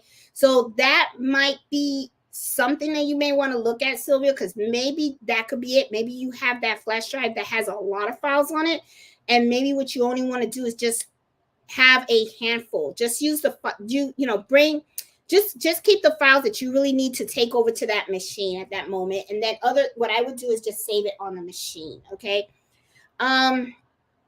Hey Iris, try not to cut the fabric. Yes, and that is that's a mistake that a lot of people do. Like, you're supposed to cut the fabric when you are doing the outside of it, but sometimes what happens is people cut too close, and when you cut too close and you kind of cut that tack down stitch, sometimes you might be able to fix it with the final stitching if you have something like a satin stitch, but it also depends on how the satin stitch is going to stitch out. Sometimes what happens is the satin stitch is not always thick like this. Like right here, if you look at this one, it's pretty thick, okay? But if you look at this satin stitch right here, you see that they're thin, okay? It's not as thick as the L. Notice that, okay? Because look, the L right here, very, very thick. But if you look on here, it's very, very thin. So if you have a satin stitch that's very thin, it may not catch that thread. I mean, the fabric, and may not be able to sew it down. And then you could end up with this, what I showed you guys here. So yeah, I mean, it's cutting the fabric is it's kind of like it's the bad thing. It sucks. It really does. And you would have to go back and redo that section and stuff like that, and it's a pain. It's a pain to fix. It really truly is. What is really unfixable to me is when you actually cut the material itself of the product. Then you kind of like really messed up. You really kind of messed up. Then it's like you really have to try to find a way to make that solid, even though the fabric will cover it. Me personally, I don't feel comfortable just giving it to a customer like that. It's just me. I already told you guys how I feel. I just don't like doing that. Hey, my peanuts, how are you? Thanks for addressing applique techniques. Oh, okay. What are the washing and drying techniques for applique design? Should I wash and dry the stabilizer before using it? Or it doesn't shrink later? I don't wash. I never pre-wash my peanuts. I never pre-wash anything. Okay, I really don't. If you think that something is going to shrink after it's washed, I usually use starch. Okay, I will starch the shirt and stuff like that, and then iron the shirt with starch. And then that kind of sometimes like shrinks the material a little bit. But I never pre-wash anything. And this is the other thing too. If you wash something and then you kind of like dry it, to me, technically, you can't really sell it as new. That's how I kind of see it. You really can't sell it as new because it was washed. So I always like when I do shirts or something like that, I don't pre-wash anything. If I'm doing like embroidery logo, I use cutaway stabilizer. If I'm doing an applique, I just kind of like do the applique. But if you feel that something is going to shrink and stuff like that, then I would try to starch it, and then I would go ahead and then embroider on it. That's what I would do. Okay. If anybody else has ideas on that too, please chime in and stuff. But yeah. Hey Sylvia, I make really cute baby blocks with appliques. using milky and other fabrics. And that's another. I mean, there are just so many options. That's why I really, applique, um, it's very, very creative. It's a great way for you to be creative and really give your embroidery a really cute lift. It really, really is. A lot of times what happens is people locally, they just ask for initials, like this, but they don't really ask for the applique. They just want the straight out embroidery, which is, it's fine. That's what they want, right? But I know that there's just so much more that we can do and so like that. But honestly, I think maybe I need to advertise appliques a little bit more to the customers to let them know, because sometimes people don't know. They're not aware of the different types of styles of embroidery work that people can do. People, when they think embroidery, they just think of a design that's all nothing but stitches, but there's just so much we can do. So yeah, but I mean, there are so many fabrics, Sylvia, that you can do. Oh, look at that. Eartha says, I made 12 pillows using heat vinyl transfer and they look great. Love heat vinyl transfer. I love it too. I really do, but I really like to mix it up with the embroidery, Eartha. I really, really do. Let me see. I'll finish later. I have to go to dinner here in San Diego. Have fun having dinner, Sylvia. Hey, Marlene, how you doing? Let me see. Oh, there it is. Eartha says she found that's the glitter Caesar. That's what it is. Glitter. Did I say glitter? I don't know if I used the word glitter earlier. Is at Joann's for $9.99 a roll, and they were having a sale that day. And this is the thing, Eartha, you can use coupons with Caesar. That's why I kind of like the Caesar. And I'm going to be honest with you, I kind of like this brand better than the Cricut. I feel like even like with regular heat vinyl transfer, I really like the Caesar brand a lot better. I mean, I'm not saying that the Cricut is bad, but I just feel that it's just better quality. That's just me. I just feel that the Caesar is better quality. It's called glitter vinyl. There you go. So I was not using the right terminology, Iris. Thank you so much. I really wasn't. The sparkle. Thank you, Miss Banks. That's what I was calling it. I was calling it sparkle. But yeah, this is it. It's glitter. Thank you, guys. You guys know I'm a mess. Hey, Beverly, how you doing? I truly love that leather vinyl. This leather I actually got from Joann. And like I said, I was going to make some wallets out of it, but I'm actually going to use this for applique. And I'm going to probably do this on a sweatshirt. And I'll videotape when I do it, because I was thinking of doing this on a sweatshirt. I want to make my own clothes. I really do. I want to make my own style. I just want to do my thing. That's what I want to do and stuff. Hey, Cynthia, how you doing? Hey, Annette, how you doing? Oh, Marlena says, I love using my Cricut to cut applique shapes. However, sometimes my finishing stitches doesn't cover the raw edges, and I'm sure it's user error in placement. Marina, I'm going to show this. Okay. All right. Now, yes, I have heard that people have used their Cricut to actually cut applique shapes and cut the letters and everything like that. And I don't like doing that. And it is because of what you are just describing right now. Sometimes what happens is when you use the Cricut machine to cut the fabric, because it's the fabric or the vinyl or whatever it is, to use as the applique.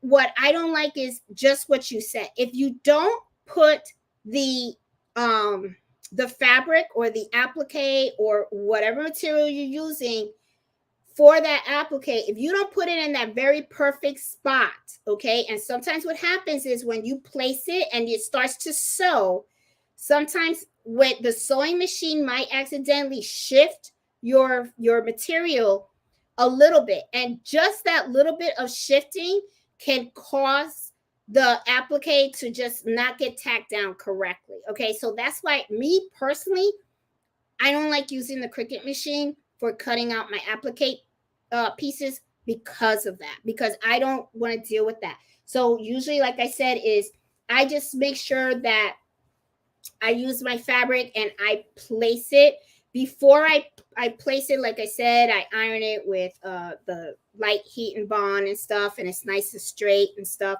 And I actually use chopsticks, and you'll see that in the videos if you watch them.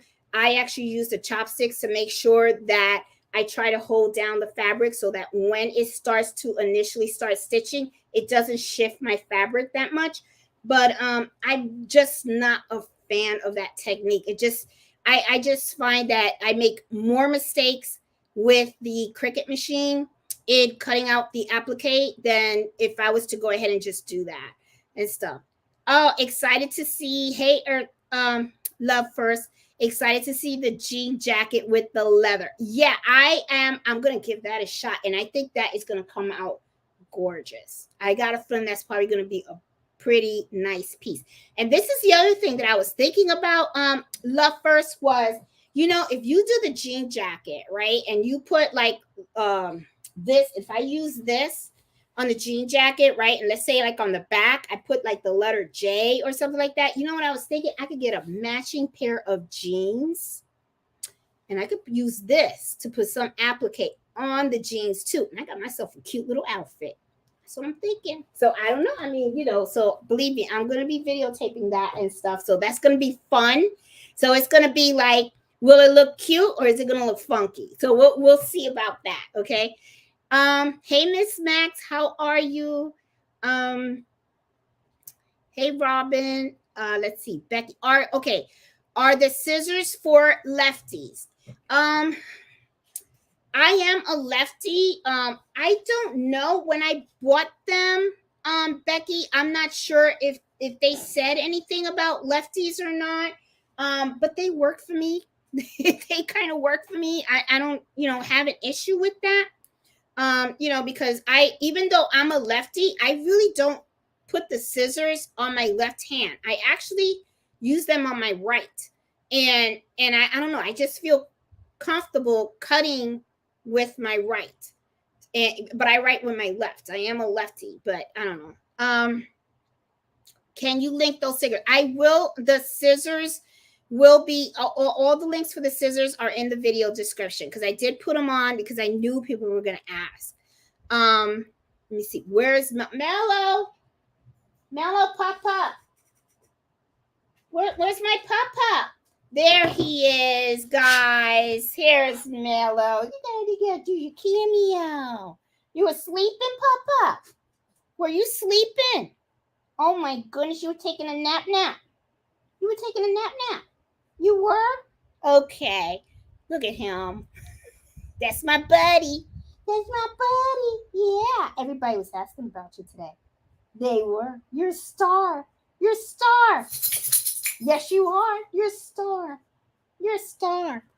All right, there goes. He got his cameo and stuff. His little 5 minutes. Now he's not going to leave me alone. Okay, here we go. All righty. So, what, you going to stay here with me now? Okay. All right. Now you can stay here with me. All right. Can you link this in Marlene at Marina. I'm messing up the names. I have put the links of all the scissors in the video description. Okay, so it is there, right, boo boo? Because we like saving money too. But make sure you check Joann's for those other 2 scissors that I talked about, and use a coupon, because you don't want to be like spending money that you don't have to be spending. Okay, you want to keep that money in your pocket. Okay. I'm on the mend. Very glad to be here with my favorite folks. Oh, I'm glad you're feeling better, Miss Banks. I have those scissors as well. I enjoy in the hoop projects. I guess it's like doing applique. It is, Jenny. In the hoop projects is very similar to that as well, because sometimes you have the knockdown stitches and then you have to cut around for your projects. Thanks for linking everything. Oh, you're very welcome. I will put the links of all these fonts that I have on here as well. I haven't done that yet, but I will do that because I know that some of you guys may like that. I have to tell you, this is one of my favorites. This one, that C with the zigzags. This is the one where I did the VCU shirt on. And what you doing, Mello? And I have to watch him sometimes because he gets into my stuff. Right, Mello? Look at that. He's, oh God, he's yarning like he does so much work. So anyway, this is the one that I did the VCU shirt on, and it came out so cute. It really did. And I actually used towel instead of regular like fabric, and it came out so cute. And a lot of people, and what I liked about using a towel too was that it has that distressed look, and everybody likes that. Everybody loves that. Oh, he fell asleep. Okay, so that actually ended up being a really popular shirt that I made and stuff. Let me see. I purchased mine from Kia Scissors at the Quilt Festival last year and love them. That is another brand that I love. Now with the Kia, I actually have, because you mentioned that, Jenny, I have this. These are my favorite rotary colors. Okay, and that is from that company, the Kia, KAI. That one.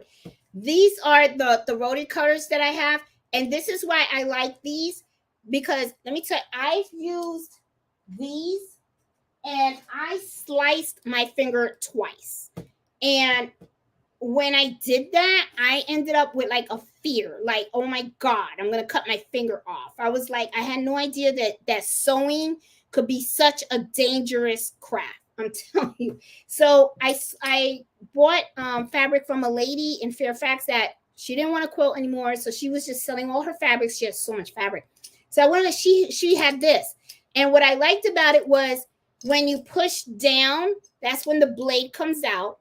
And as you can see it just does like that. Okay, and I just felt this was a lot safer, and these actually ended up being my favorite, and they're from that company, and I love, oh, they're kind of loose. I love these. These are my favorite ones, so I use them all the time. This is my go-to.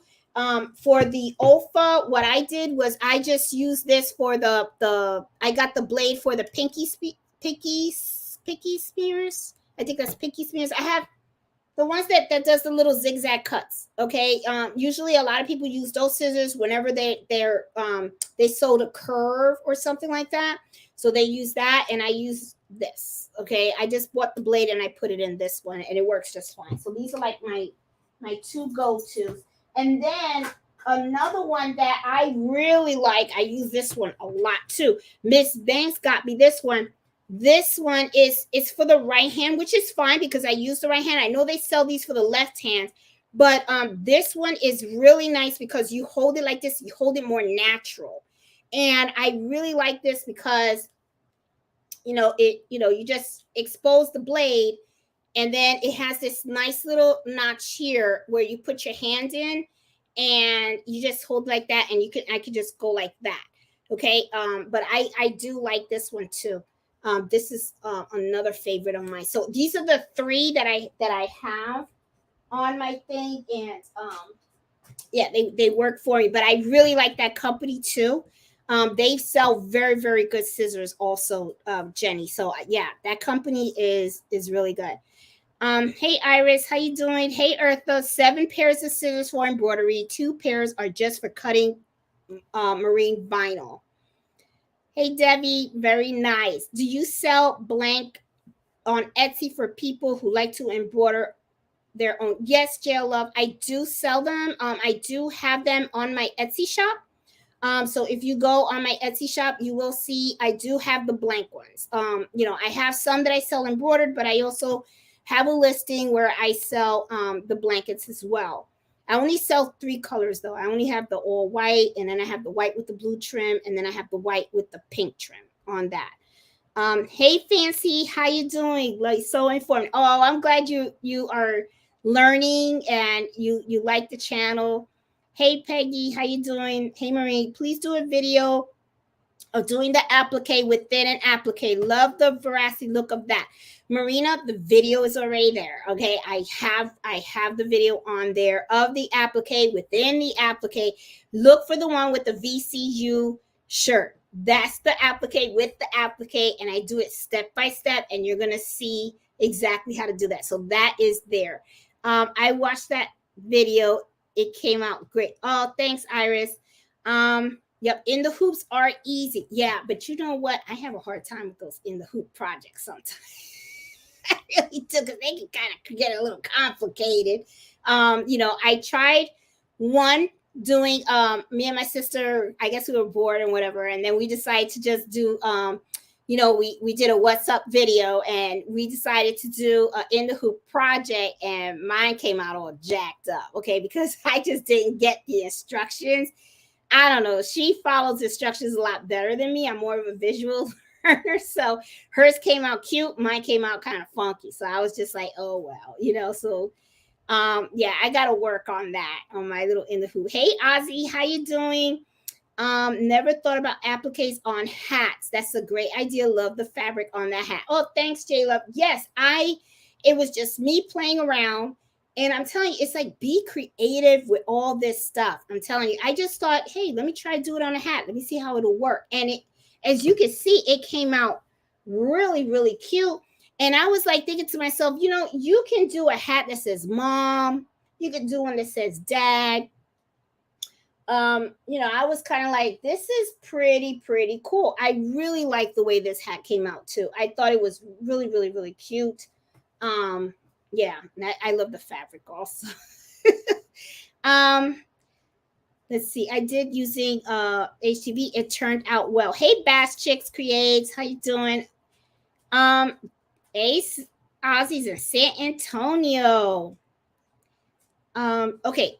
Do you know of any stretch 3-letter circular font to do monograms using Marlayer? I do not, Marlena. Now, Marlayer is something that I definitely do want to try. However, though, I'm going to say, me and Miss Banks, we went to the Sewing Quilt Show last year, and there was a booth that had the Marlayer, but I got to tell you, that was kind of expensive.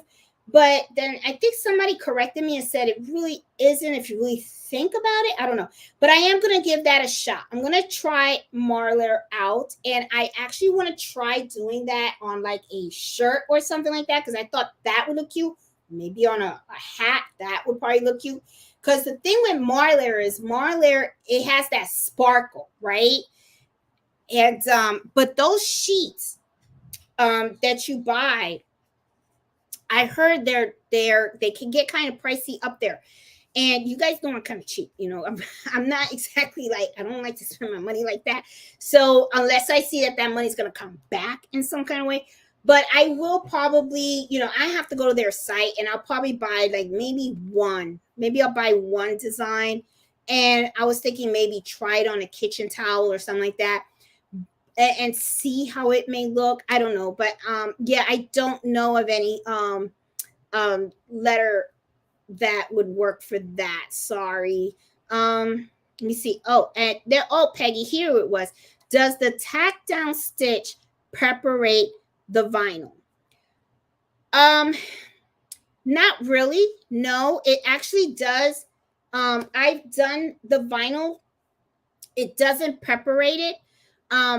It is easier. I find that vinyl is easier to cut than the fabric, right? And it could be because of, maybe it does perforate it a little bit, but I haven't had an issue with it. And I also, Peggy, I think it depends on the type of applique that you pick. Okay, I have seen some applique designs where the tack down stitch is very, very thick. And what I mean by thick is it's kind of similar to this type of stitch right here. Look at the green stitch right here. Okay, look at that green stitch. The way the machine does this stitch, it's kind of like a double stitch, right? It goes stitch, stitch, stitch, stitch, it goes double, right? Instead of a bean stitch, which is kind of like the letter A, and it's just a straight stitch. So if you have something that's just a straight stitch, okay, then I don't think the vinyl will be perforated.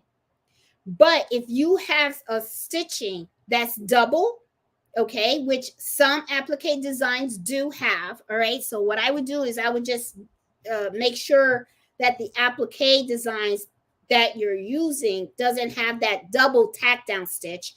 And if it does, I could probably see it might. I'm not sure. So what I would do is I would do a test run on a piece of scrap, just one letter, just to see.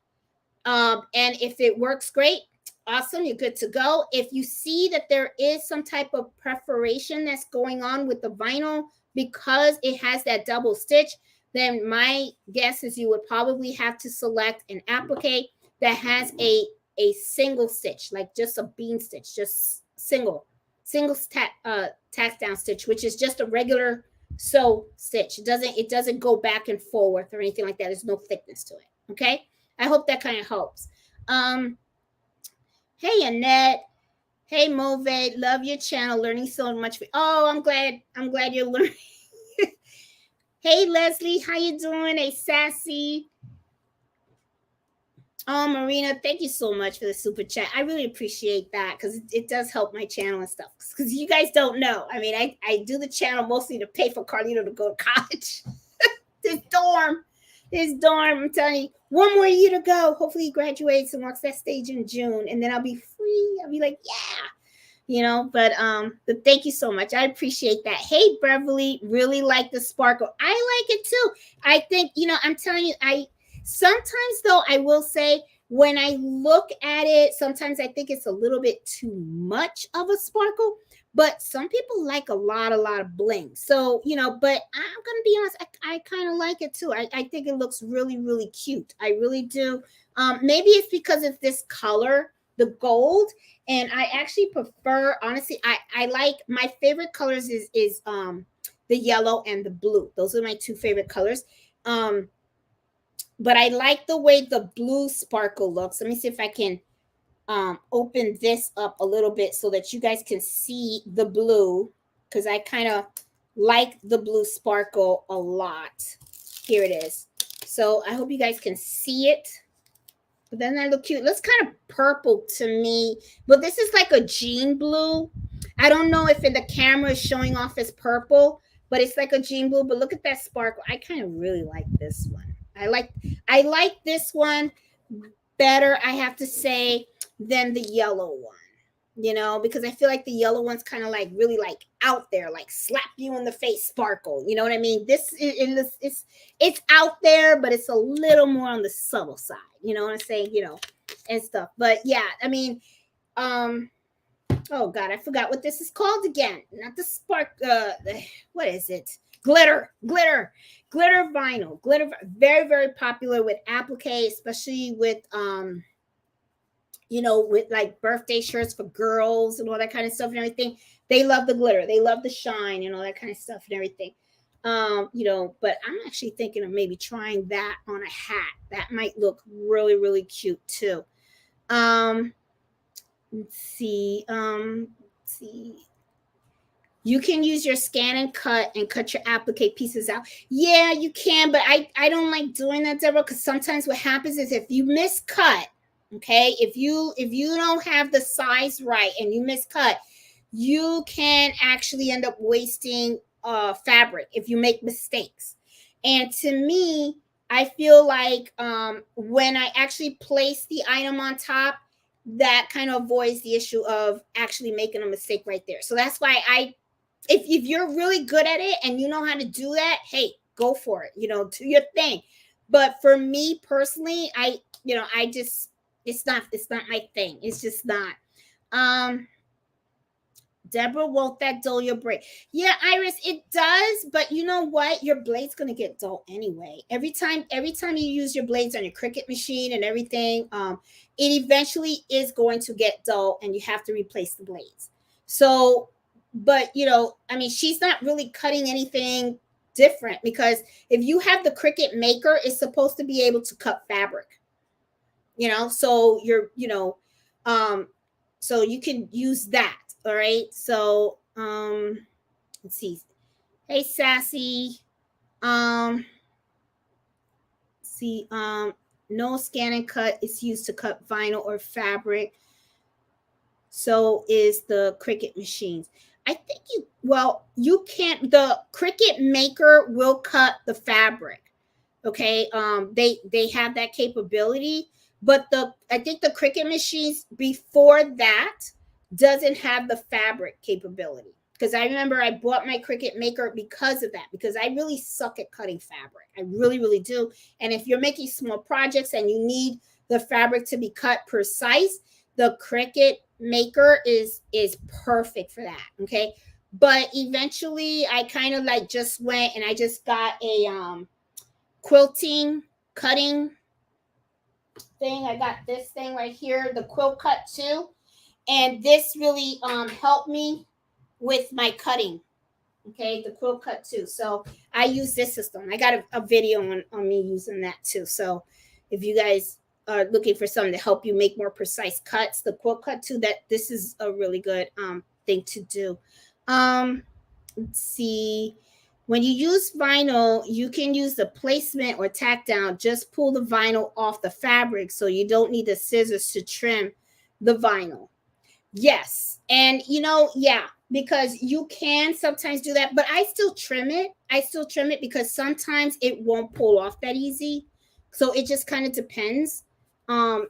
If I use regular vinyl, just plain vinyl, but this for some reason I feel like it's thick, and because it's thick, I still need to pull out my scissors for that and stuff. Hey Nevlin, how you doing? Hey Nancy, how are you? Let's see. Hey Gina, how are you? Which stabilizer to use on satin fabric? Okay, well, satin fabric is not, Neverland, something that I personally like to embroider on, and I'm gonna tell you why. I use cutaway, by the way, on satin fabric, but satin fabric can be pretty tricky to embroider on because you can have puckering. Satin fabric is very, very slippery. So a lot of times what I'll do is because it's slippery, I like to use two types of stabilizer. I like to use cutaway, and then on top of the cutaway, I put sticky stabilizer. And the reason why I like using the sticky stabilizer is so that I can make sure that the satin fabric is really like stuck to the stabilizer and does not shift. Satin fabric is very, very, very slippery, and it can be very difficult to embroider. And sometimes, depending on your design, I would not use dense designs on that fabric.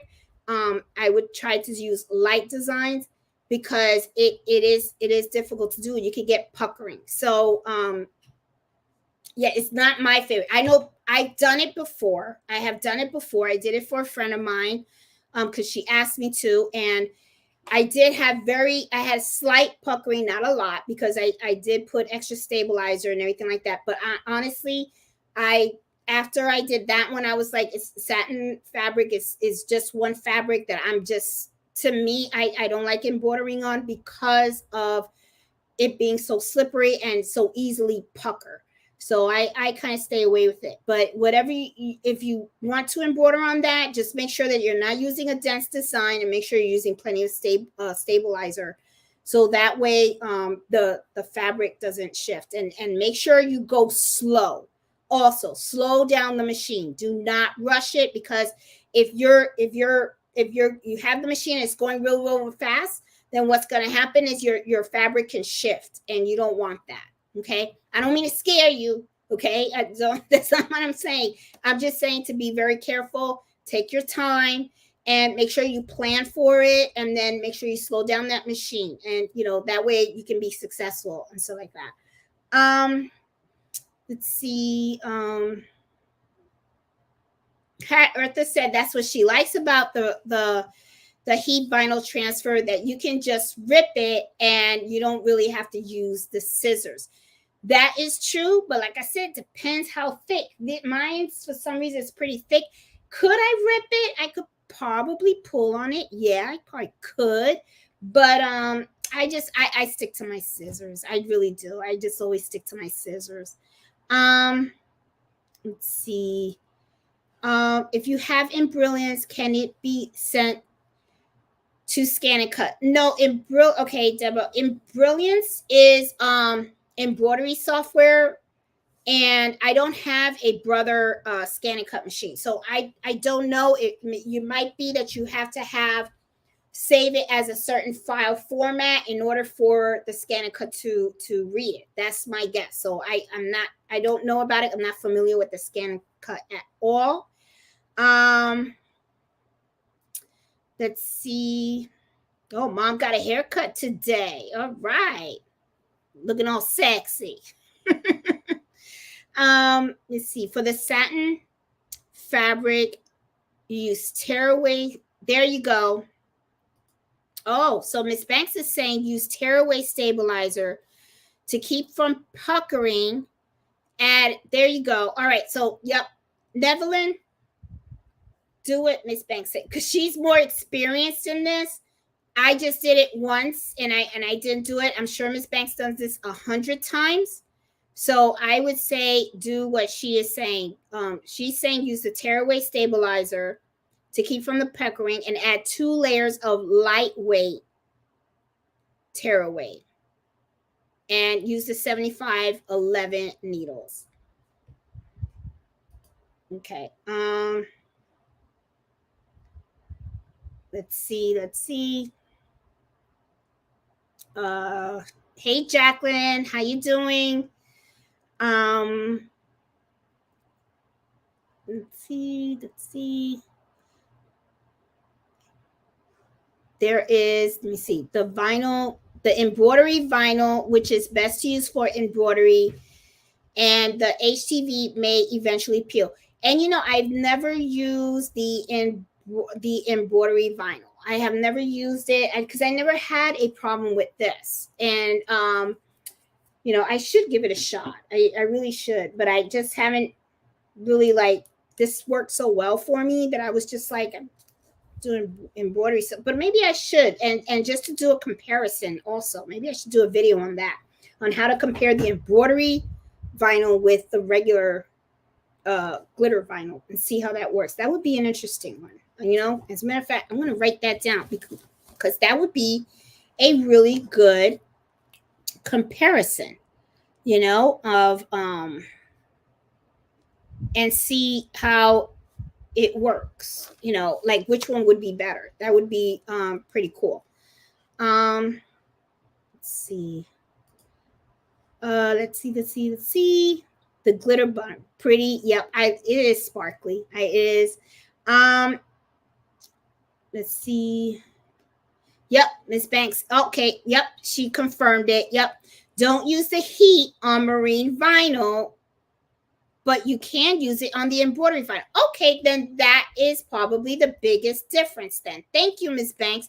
That is probably why people like the embroidery vinyl, because you can use the heat on that. So that to me makes me believe that, makes me think that you could use the heat and bond light on that. Okay. Is it heavier? I don't know. It's heavier than, it is heavier. Marine vinyl is heavier. Marine vinyl comes in various weights too. Oh, I didn't know that. I did not know that. Excellent.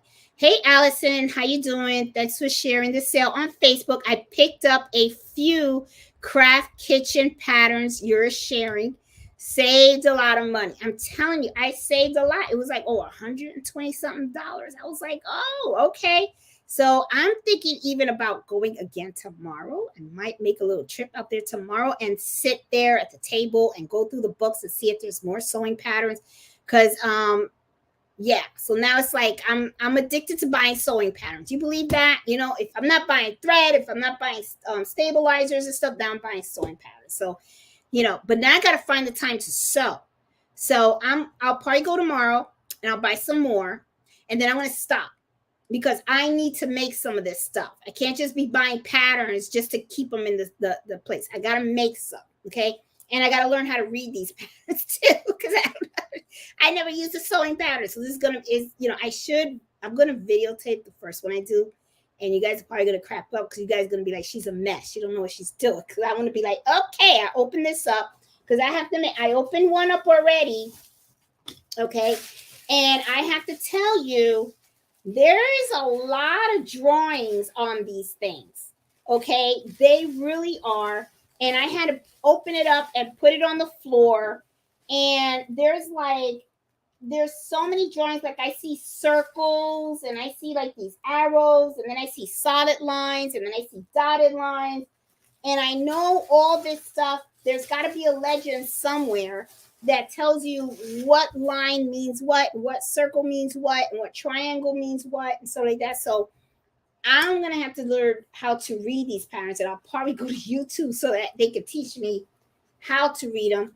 And then they even got this other paper in here, and I'm thinking this is probably, yeah, it is. It shows the legends here. It does. Okay, so I'm just going to have to take the time to actually read this stuff and see if I can understand like what each of these symbols mean and all that kind of stuff, so that I can create them. And I am pretty sure that once I figure out how you read these patterns, I'm probably gonna fall in love with this stuff, and then I'm gonna be like, oh my god, because I got 2 sergers, I got a quilting machine, and I want to use this other stuff. Right now, I'm using a lot of my embroidery machines for the shop and all the stuff that I'm selling and everything, which is great. But I want to use these other machines because I bought them for a reason. I bought them because I actually want to make my own stuff and have fun with this stuff. So that's why I kind of really wanted to do these projects, right? Because they're small and it's stuff that, like, I was like, oh, I can make Bello his clothes. So I really want to do this because I want to start small because, like I said, small successes, right? So if you start with small little projects and then you start learning how to use sewing patterns and everything, then later on I can start doing clothes and all that kind of stuff, more complicated stuff, and really like go out of town with this stuff, right? Because I'm going to be retiring in 3 years, and this is something that I really want to do because I love sewing. I love this room. I truly do. I hate it when I had to leave this room and stuff. And I was just like, you have no idea. It's like when I was in Florida, I was in my mom's house, and I wanted so bad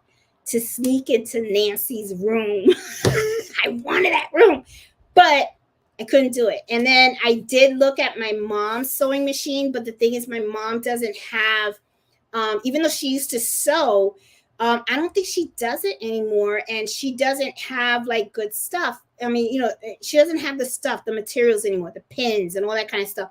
And at one time, I took a piece of her fabric when I was in there, and I said, you know what, I'm going to sew like a little wallet case or something, right? Just to sew something, right? And then I took a pair of her scissors, and they were dull, and they couldn't cut the fabric. So it became kind of frustrating. And it got to the point where I was like, I'm just going to have to rebuy everything. So I was just like, okay, I'll just wait till I get home, because at home I have my stuff. So, yeah. So now that I'm here, I really feel good. And I want to really start taking on projects one by one and doing my thing. I really do. Let's see. Alice, thanks so much for sharing. Oh, okay. Yeah. So Allison, you got your stuff too. You know what, Allison? Start sewing and start posting this stuff on Facebook. That would be like so fun, to see how it all comes out. Hey, Eartha, how you doing? Yep. They are on sale, $1.99 at Joann's until July 4th. Yep. And I'm gonna go there tomorrow morning. I think I'll go there when they first open up, just to get sewing patterns and stuff. Yeah, their patterns are really cute. And I looked at all the craft ones, because I figured these are cute things that you can make and you can gift them, you know. So I was like, I looked at all these patterns, and I wrote down all this. So now that I got them, I'm like, yay, you know. Now, one of the things that I found that's really hard is like once you open this up and you unfold the pattern, it's kind of hard to fold it the same way they originally had it. Okay, so I'm gonna have to learn how to do that. Yeah, Jeanette, you just told. Oh, you're right. You're right. Nancy wasn't supposed to be on tonight. That's what it was. See, she wasn't supposed. Yeah, now she knows. Okay, well, she better act surprised when she opens up her Christmas presents. That's for sure. She better act surprised. If not, I'm gonna give her the evil eye. I'm gonna be like, yeah, you're right, Iris. I didn't know she was gonna be on. I thought she was gonna be busy. Mommy got a lot of hair. She was supposed to be, you know, oh my God. Okay. I also have the bunny private. It's great and easy to make. They have the easy to sew ones, and they are great starter pack. Yeah, you know, but none of these are. Oh yeah, they are. They are. Yep, Nancy's right. Look, easy to sew. I did pick up some. I did not look. I didn't see. Okay, the other ones are not. No, the other ones are not easy to sew. But I do have two that are easy to sew. This one's an easy to sew, which is this pattern. Okay, which this should be easy. Okay, I'm excited about that. Oh. And then this one. This is an easy to sew also. And I like this because look, it has a little scissor thing. Okay, and you know, Miss Banks made me a scissor thing. And I believe this was in the hoop. She made me this for my scissors. Okay. Really cute and stuff. And I have my snips and my embroidery scissors in here. You know. So she made this for me, and then she put my little initials on here. See, so this is like a scissor to put your scissors in, you know. But you know, I got so many scissors, you know. But I saw this one and it caught my eye. It caught my eye. So I was like, oh, because look, you could put a big scissor and then a small scissor inside. So I thought this was pretty cute. And then I immediately thought about Nancy because she did that video on how to clean your iron. And so if you guys didn't catch that, you should catch it because it was really good. She tried 3 methods on how to clean your iron. And I thought this would be really cute for her for when she's carrying her iron, even though she doesn't really go anywhere with her iron, but it's cute. She'll like it, you know. So I thought that, and then I saw the tote bag too. I thought the tote bag would be really cute, something cute to do and stuff. And then I kind of like this. It looks like this is like a candy, you know, and then it has like little boxes inside. So I thought this would be really cute for a sewing room.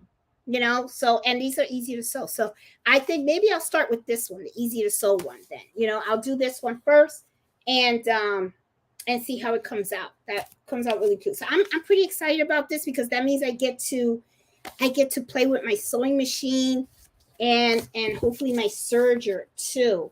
So yeah, so I'm pretty excited. And then I didn't think this was going to be too hard. Okay, it doesn't say easy to sew on here. But I don't know. We'll see. I mean, you know, it's, you know, but it looks really cute because it's the same thing as what I got here.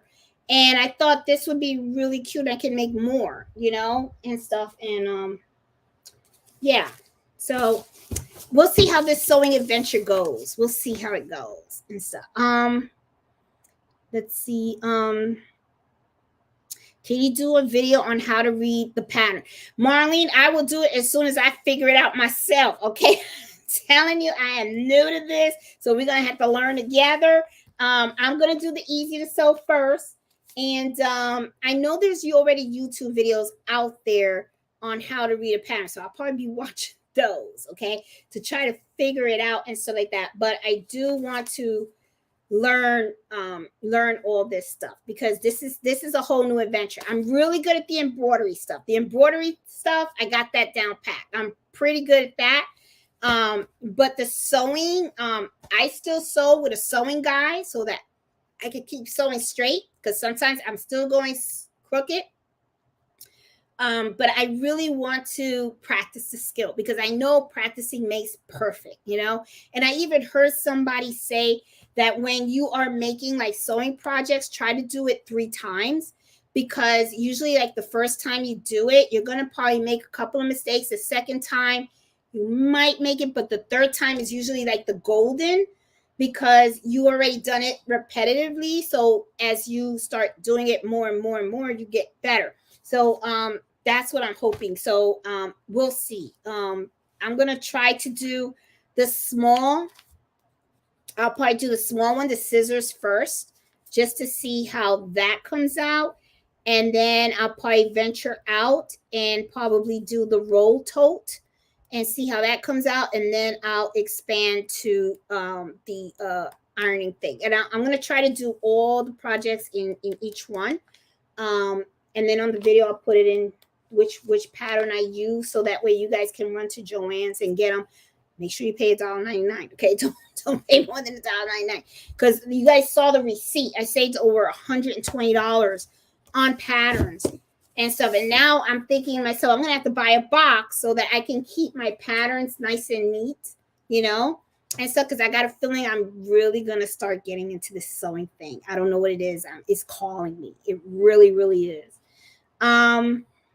Oh, thanks, Foxy Bum. Let's see. Trying to finish crocheting a baby blanket before starting a new project. That's the problem too. Sometimes there's so many projects that you want to do, you don't know what to start. And then if you start something, you don't finish it. So it's like, I really want to and the problem I'm having is that when I start a project, I get an order or a sale or something like that. And then I have to stop it, because of course I have to deal with the business first. Or, if someone locally comes and wants embroidery. So it kind of deters me from it. But this is a long weekend, so I am determined to get some sewing going on. So that's what I'm going to be doing. Let's see. I have that mug pattern, but it's in whip. Whip? What's that? Oh, work in progress. Hey, Jenny. And I've had it for years. Hey, Bucky. Also, everybody's gotten this mug pattern and stuff, so I'm excited to do it. Joann's will have scissors and interfacing and stabilizers 50% off. And okay. There you go. Yeah, use those coupons, guys. And I'm serious. If you guys are teachers, I think it's teachers or military, or even retired military spouses and all that kind of stuff and everything, you get a discount too. So, make sure that you show up with your ID and stuff like that. I never get to go to Joann's. They're 2 hours away. Oh, that sucks. Oh, from where I'm at. See if you could somehow, Becky, maybe order the items online. Maybe you can get the sewing patterns for $1.99 online. Maybe have them shipped to your house. I would try that. See, that kind of get always it is. I just love it. Off to work. See you. Bye, Cynthia. Have a good day at work. Oh, Angela says, great job. Love your tutorials. Oh, have a great 4th. Hey, Karen, where's Mello tonight? He did his cameo, and he's in the corner right there sleeping and stuff. Yep, don't forget to hit that like button. Yeah, handmade gifts are better than the store-bought. Yeah, it comes from the heart. And not only that, Jenny, I feel like handmade gifts are better quality. I think they are, in my opinion. They're much better quality than sometimes when you buy storefront.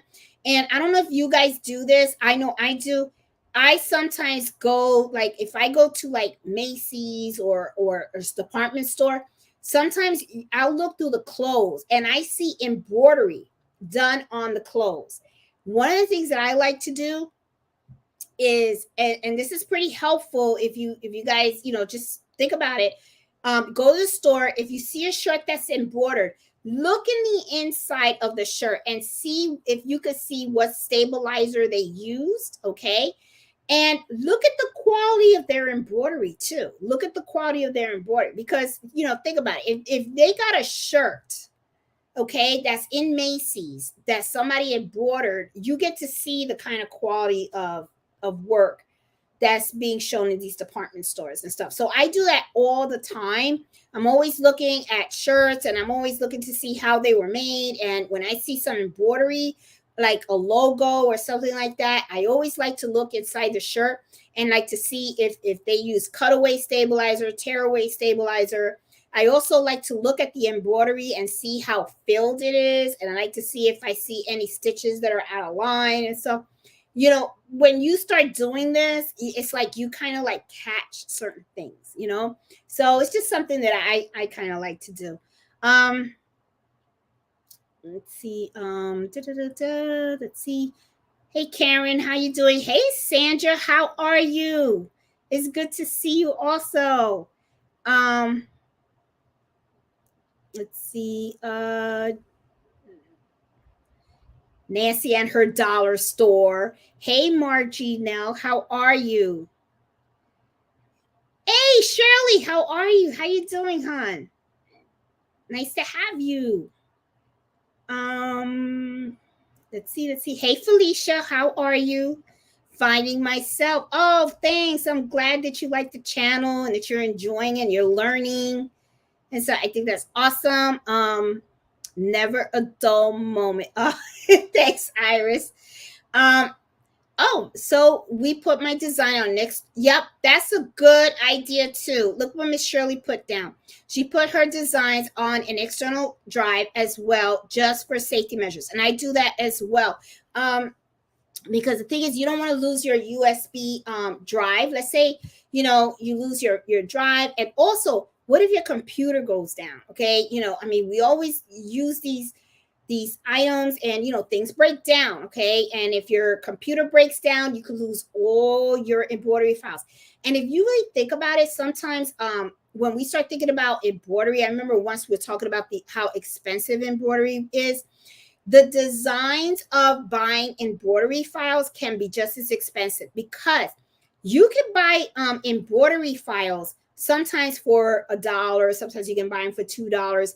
Some shops, they do have a little heftier price. It's like $5-6. At first, you don't think it's a lot of money, right? Because you're just spending little portions of money here and there. You're getting all these different designs. But if you were to actually take an inventory of all your embroidery designs, because that's what happens, you end up building a library of different fonts, different numbers, different designs, and all of that is money. And when you start to add it up, you would be surprised that you're probably spending more money on embroidery designs than you are on thread and stabilizer. So, it's like when people think about the expenses of embroidery, to me, the machine is always like the top, okay? Because the machine's always, depending on the machine you get. If you're getting a multi-needle, you already spent as much money as buying a car, okay? But then you're gonna end up like hoops. Hoops cost a lot of money, especially if you use the ones that I use, which I like using the magnetic hoops. But they can get very pricey, like $150 a pop. But I'm gonna tell you something, they're worth the money. They really, really, truly are. Then you get hooping stations, equipment and all that kind of stuff. Well, embroidery designs is something that is an expense that really does creep up because a lot of people don't think about it. A lot of times people just say, oh, it's just $1-2, or you get embroidery design digitized and you're like, okay, it's $10, $15, $20, depending on the design and how big, right? And next thing you know, because you're spending little bits of money, here and there, you when you start to add it all up, you really spend a lot of money on your library of embroidery files. So you really want to protect that. So like Miss Shirley said, she has an external drive where she actually puts the stuff. I do the same thing. You want to make sure that you store them in several places, because if something happens in one place, then you're not going to sweat it, because you're going to be like, that's fine. I have my files here, here, and here. And if I lost it here, then I can get them from other spots. So, yeah, you really want to protect that asset. You really, really, truly do, because you don't think of it right away, but it is a very expensive thing. You spend a lot of money on those designs, and that is something that you don't want like something to happen, and then you're like, man. I mean, a lot of times you can go back and log on to these websites and you can download them. But the thing is, there's so many different websites where you can buy designs from.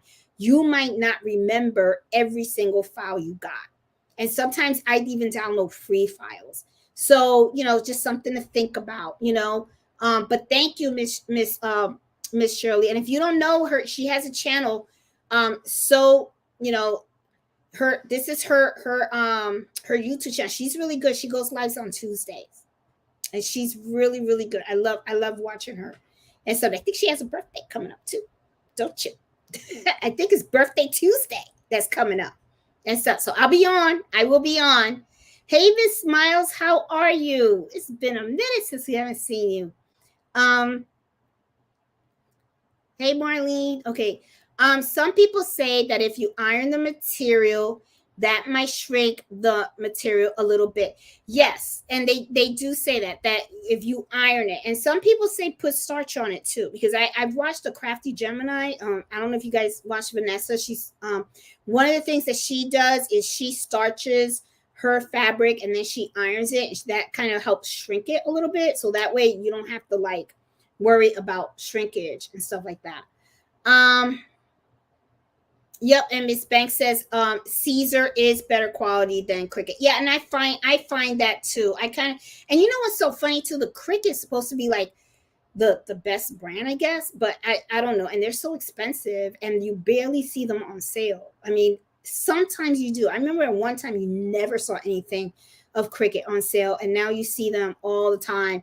But the Caesar is the one that I prefer. I prefer that one because I get to use my coupon, and to me it just works better. And I think that Caesar has a better variety, because every time I go into Michael's and I look at the wall, it's like I see more different colors in the Caesar heat vinyl transfer than I do in the Cricut.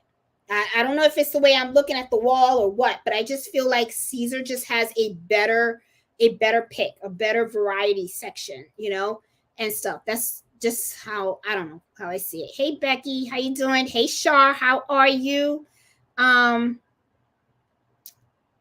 Funky's cute. It is. Hey, Gilmore, how are you doing? See, I have the scissors too, but they just look odd in my hand. Yeah, I mean, well, they kind of work for me. They kind of work for me, Becky. I mean, I watched one of your old videos when Mello was just a puppy. He was so cute. Yes, Eartha, that's when I picked him up. I mean, he's 85 pounds. When I first got Mello, for you guys that don't know, Mello is actually a FB1 standard golden doodle. FB1 means that his mother was a golden retriever and his father was a standard poodle. So, and standard means the big size. They do have golden doodles in medium and a mini size as well. But I like big dogs. So, when I picked up Mello, he was only 13 pounds. And he is 85 pounds now. So he's as big as he's going to get. He's, and it's funny because I see him every day. So to me, he doesn't look like a big dog. But I remember when I was, in Florida and stuff, Carlito was walking him. And I drove into my mom's neighborhood and I saw Carlito walking Mello.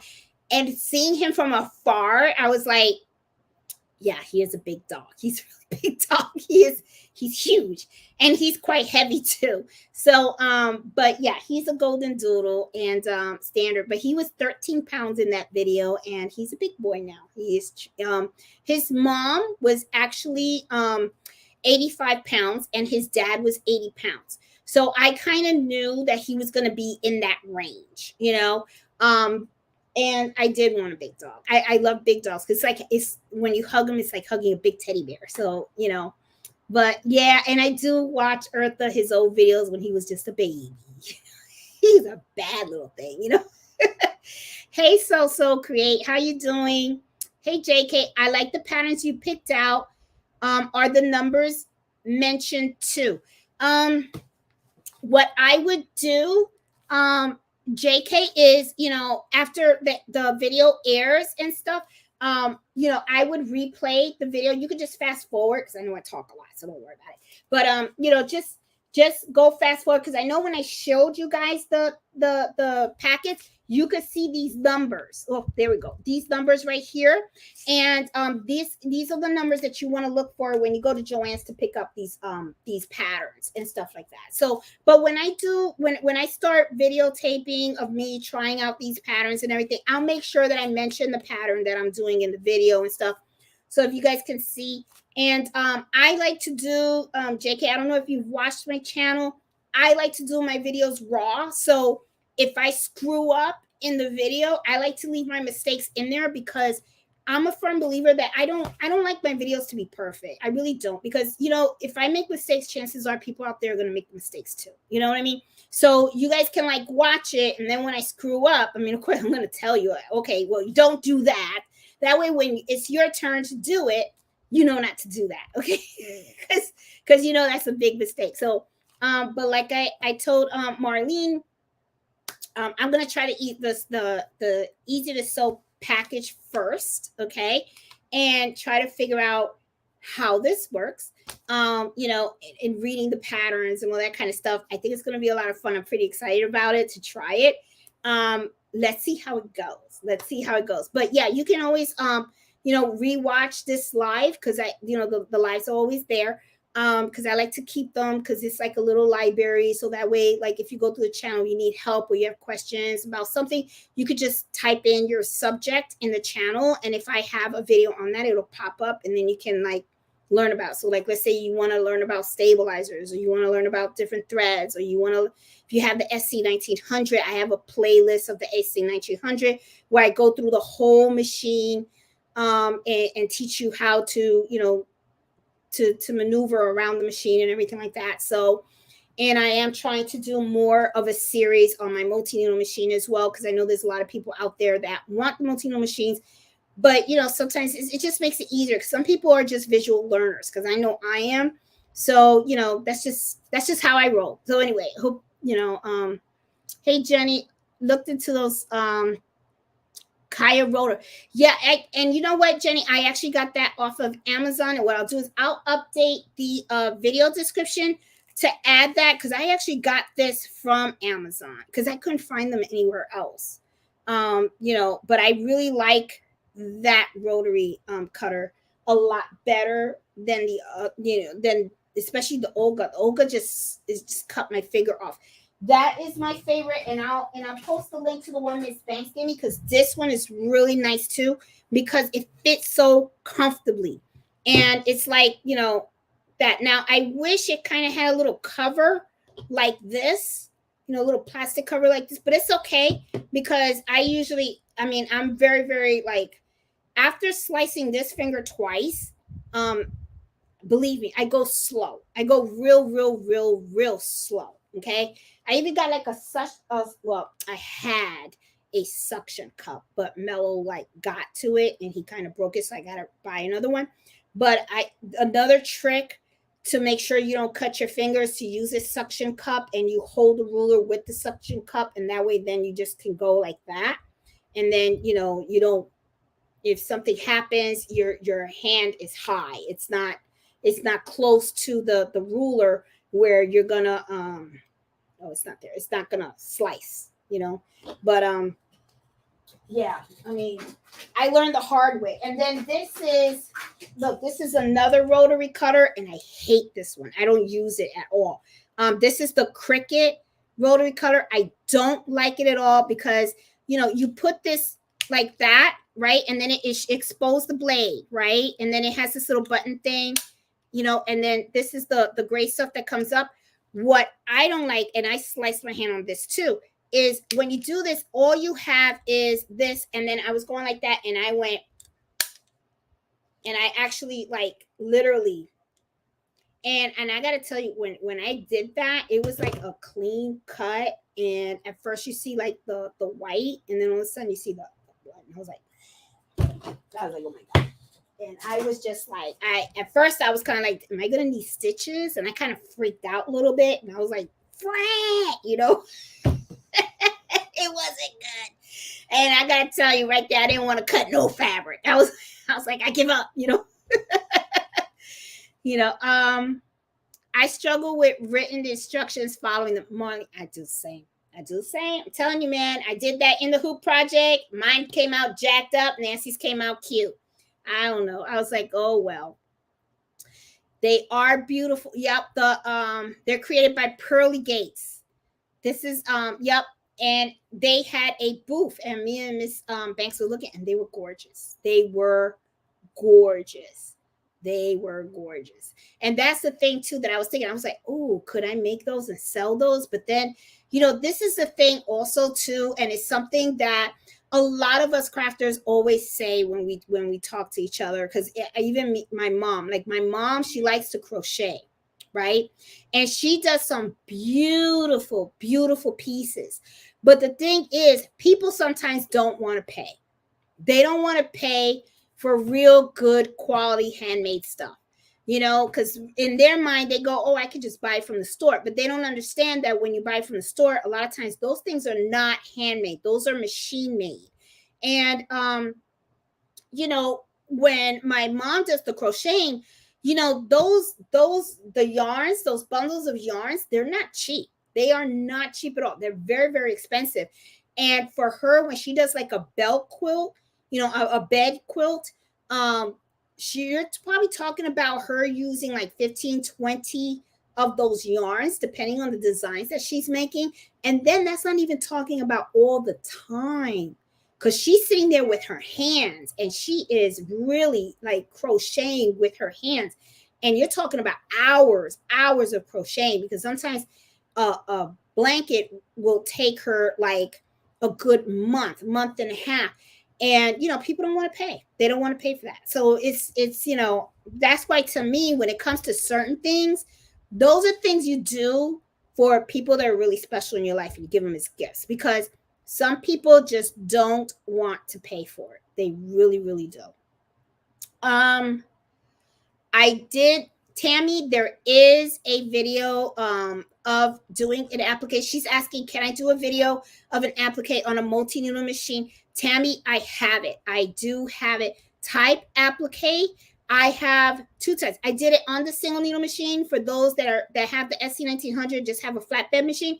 I got a video on that. And then I also have videos on where I do appliques on the multi-needle machine. So the videos are there, okay? So, and you just congratulations on the machine. I know you are excited and stuff. You're gonna love it. Let's see. What's the difference between Caesar vinyl and cutting machines and the embroidery vinyl? Okay. The Caesar vinyl has the adhesive behind it. Now, I never brought Marlene the embroidery vinyl, but I think Miss Banks had mentioned above that the embroidery vinyl, I think, was thicker or something like that. I'm not sure. I know if you look in the chat, if you go up, she did talk about it. But what I will do is I am curious now, because I never used embroidery vinyl. I never have. So now I'm thinking about buying it, and then just like doing a comparison about it, because I've always used this. I've always have used it. So I'm gonna buy one, and I'm gonna see really, so we can really take a look deep down, like a deep look at the difference between those two. And maybe what I'll do is I'll even do an applique using both.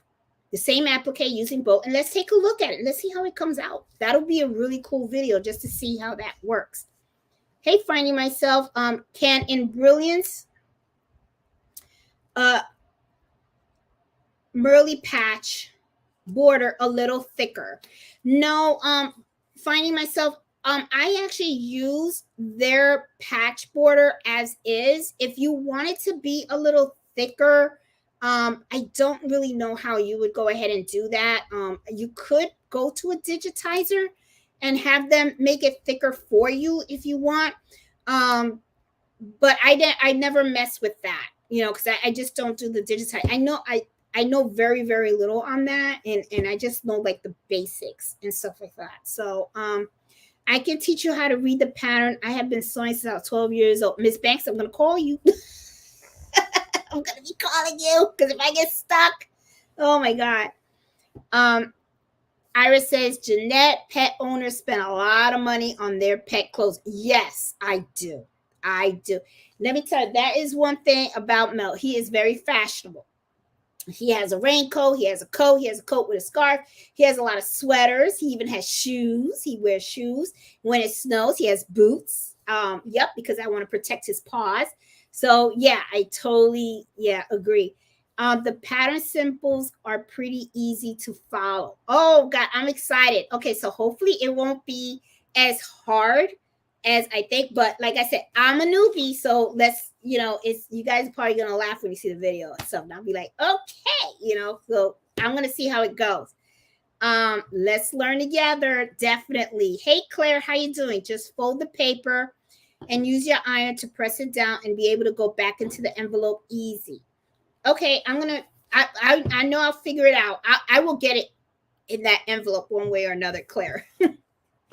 One of the things also that I did was I'm going to use one of Nancy's method. One thing that Nancy talked about, and I actually went to the dollar store and I bought it.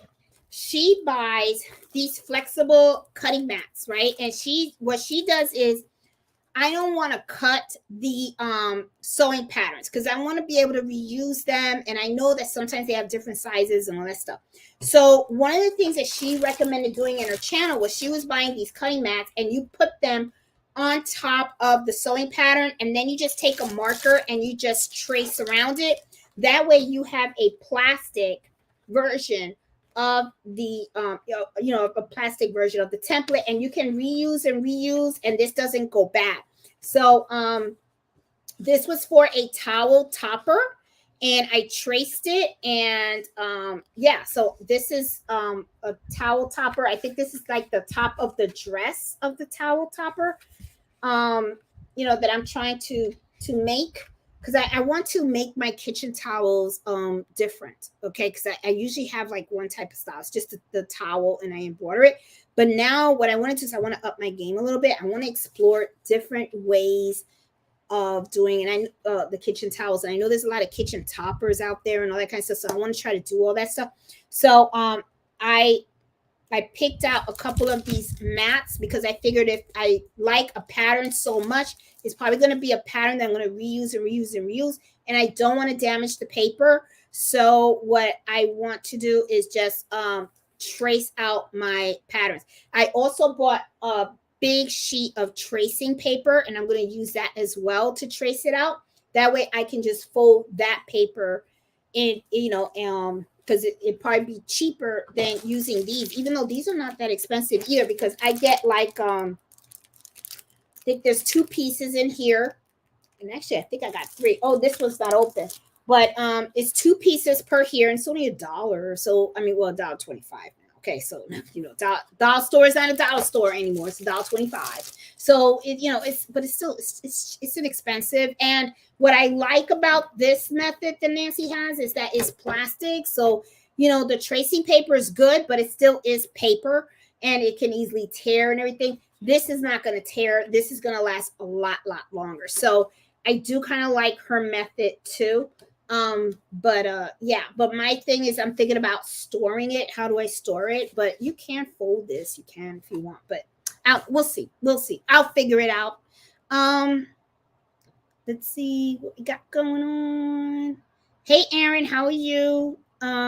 Hey, Bernadette Taylor, how are you? Bass Chick Creates, what happened? This happened to me last month. My computer wouldn't turn on, lost everything. Best Buy fixed it, back up. Everything is on the external drive. Yeah, it happens. I'm telling you. And then when it happens, you're going to be mad. Because, so always, watch that and stuff. Hey, Iris, let me see. Oh, happy 4th of July, everybody. Going to Joanne tomorrow for the patterns. Love your channel. Oh, you're welcome, JK. And so I'm telling you, get that sale. Oh, and this is the other thing too, so you guys know. The lady that worked in Joanne told me they have this $1.99 sale kind of like on a monthly basis usually. Okay, so one of the things that I would recommend that you guys do is if you go to Joanne and you see patterns that you like, make sure that you just like take a picture of the number or you write down the number and stuff like that. And then when you see they do go on sale, because they put all the patterns for $1.99, then you take out that list and you don't have to sit there through the book and everything because you already got all the numbers stored. And then you go and you just buy them all for that $1.99. Okay, so that way you're not paying all that money, because I mean, I don't know where the receipt is, but when I put it, okay, but some of these patterns were like $12, some were $14 and stuff like that. They were up there. There it is. Yeah. Oh, look at that. Okay, some of these patterns, I mean, look at these patterns. Some were $16, some were $19, some were $21. Look at that, $17, $13, $15. And I got them all for $1.99. And like I said, man, if you look at the bottom, I saved $124.72. So this $1.99 for patterns, definitely worth it. Definitely worth it. And because you know that this is a sale that they kind of do on a monthly basis or whatever, you know it's something they're going to do again and again. So what I would do is when you have time, like I said, just write down the numbers of all the patterns that you want. And then when that sale breaks through, you got your list. Open up those drawers, look up all the numbers and stuff like that, and then you're golden. Then you don't feel like you got, because think about it. I mean, if I didn't wait for that sale, that's a lot of money. That's a whole lot of money. $124 is a lot of money. That's something that you could use on other stuff, like fabric. You could be that's fabric I could have bought. So just something to think about and stuff. All right, I think I got everybody. Hey, Black Doll. Hey, Naomi. All right. You're welcome, Miss Shirley. So we need to help each other out. You don't have to thank me for that. Great, but you're welcome, girl. You're welcome, girl. And listen, make sure you enjoy your weekend and stuff, because even though your birthday's on Tuesday, don't mean you can't celebrate now, okay? So celebrate and, enjoy. Okay, so guys, I think I got everybody in the chat. I think I answered all your questions, and this is a long weekend. Happy 4th of July. Please be safe out there and stuff. Enjoy the fireworks and everything. I will be hiding in the basement because I have Mellow, and dogs are very skittish when it comes to the fireworks, the firecrackers, and all that kind of stuff. So usually every year on the 4th of July, I always end up spending the night in the basement with Mellow, and my husband also goes down there too. And think of your military folks out there as well. There's a lot of people that served our country, and they've been out in war, my husband included. Even though we love the fireworks, and I know they're really pretty and all that kind of stuff and everything, but be mindful if you have someone that served in the military, that was off at war and stuff like that. To you, the sound of fireworks may sound great, but sometimes, if people suffer from PST, or, I don't know if I say the acronym right, but, to them, it sounds like gunshots and all that kind of stuff. So it can bring up a lot of bad memories and stuff. So for us, we spent it in the basement because, like I said, my husband was boots on ground.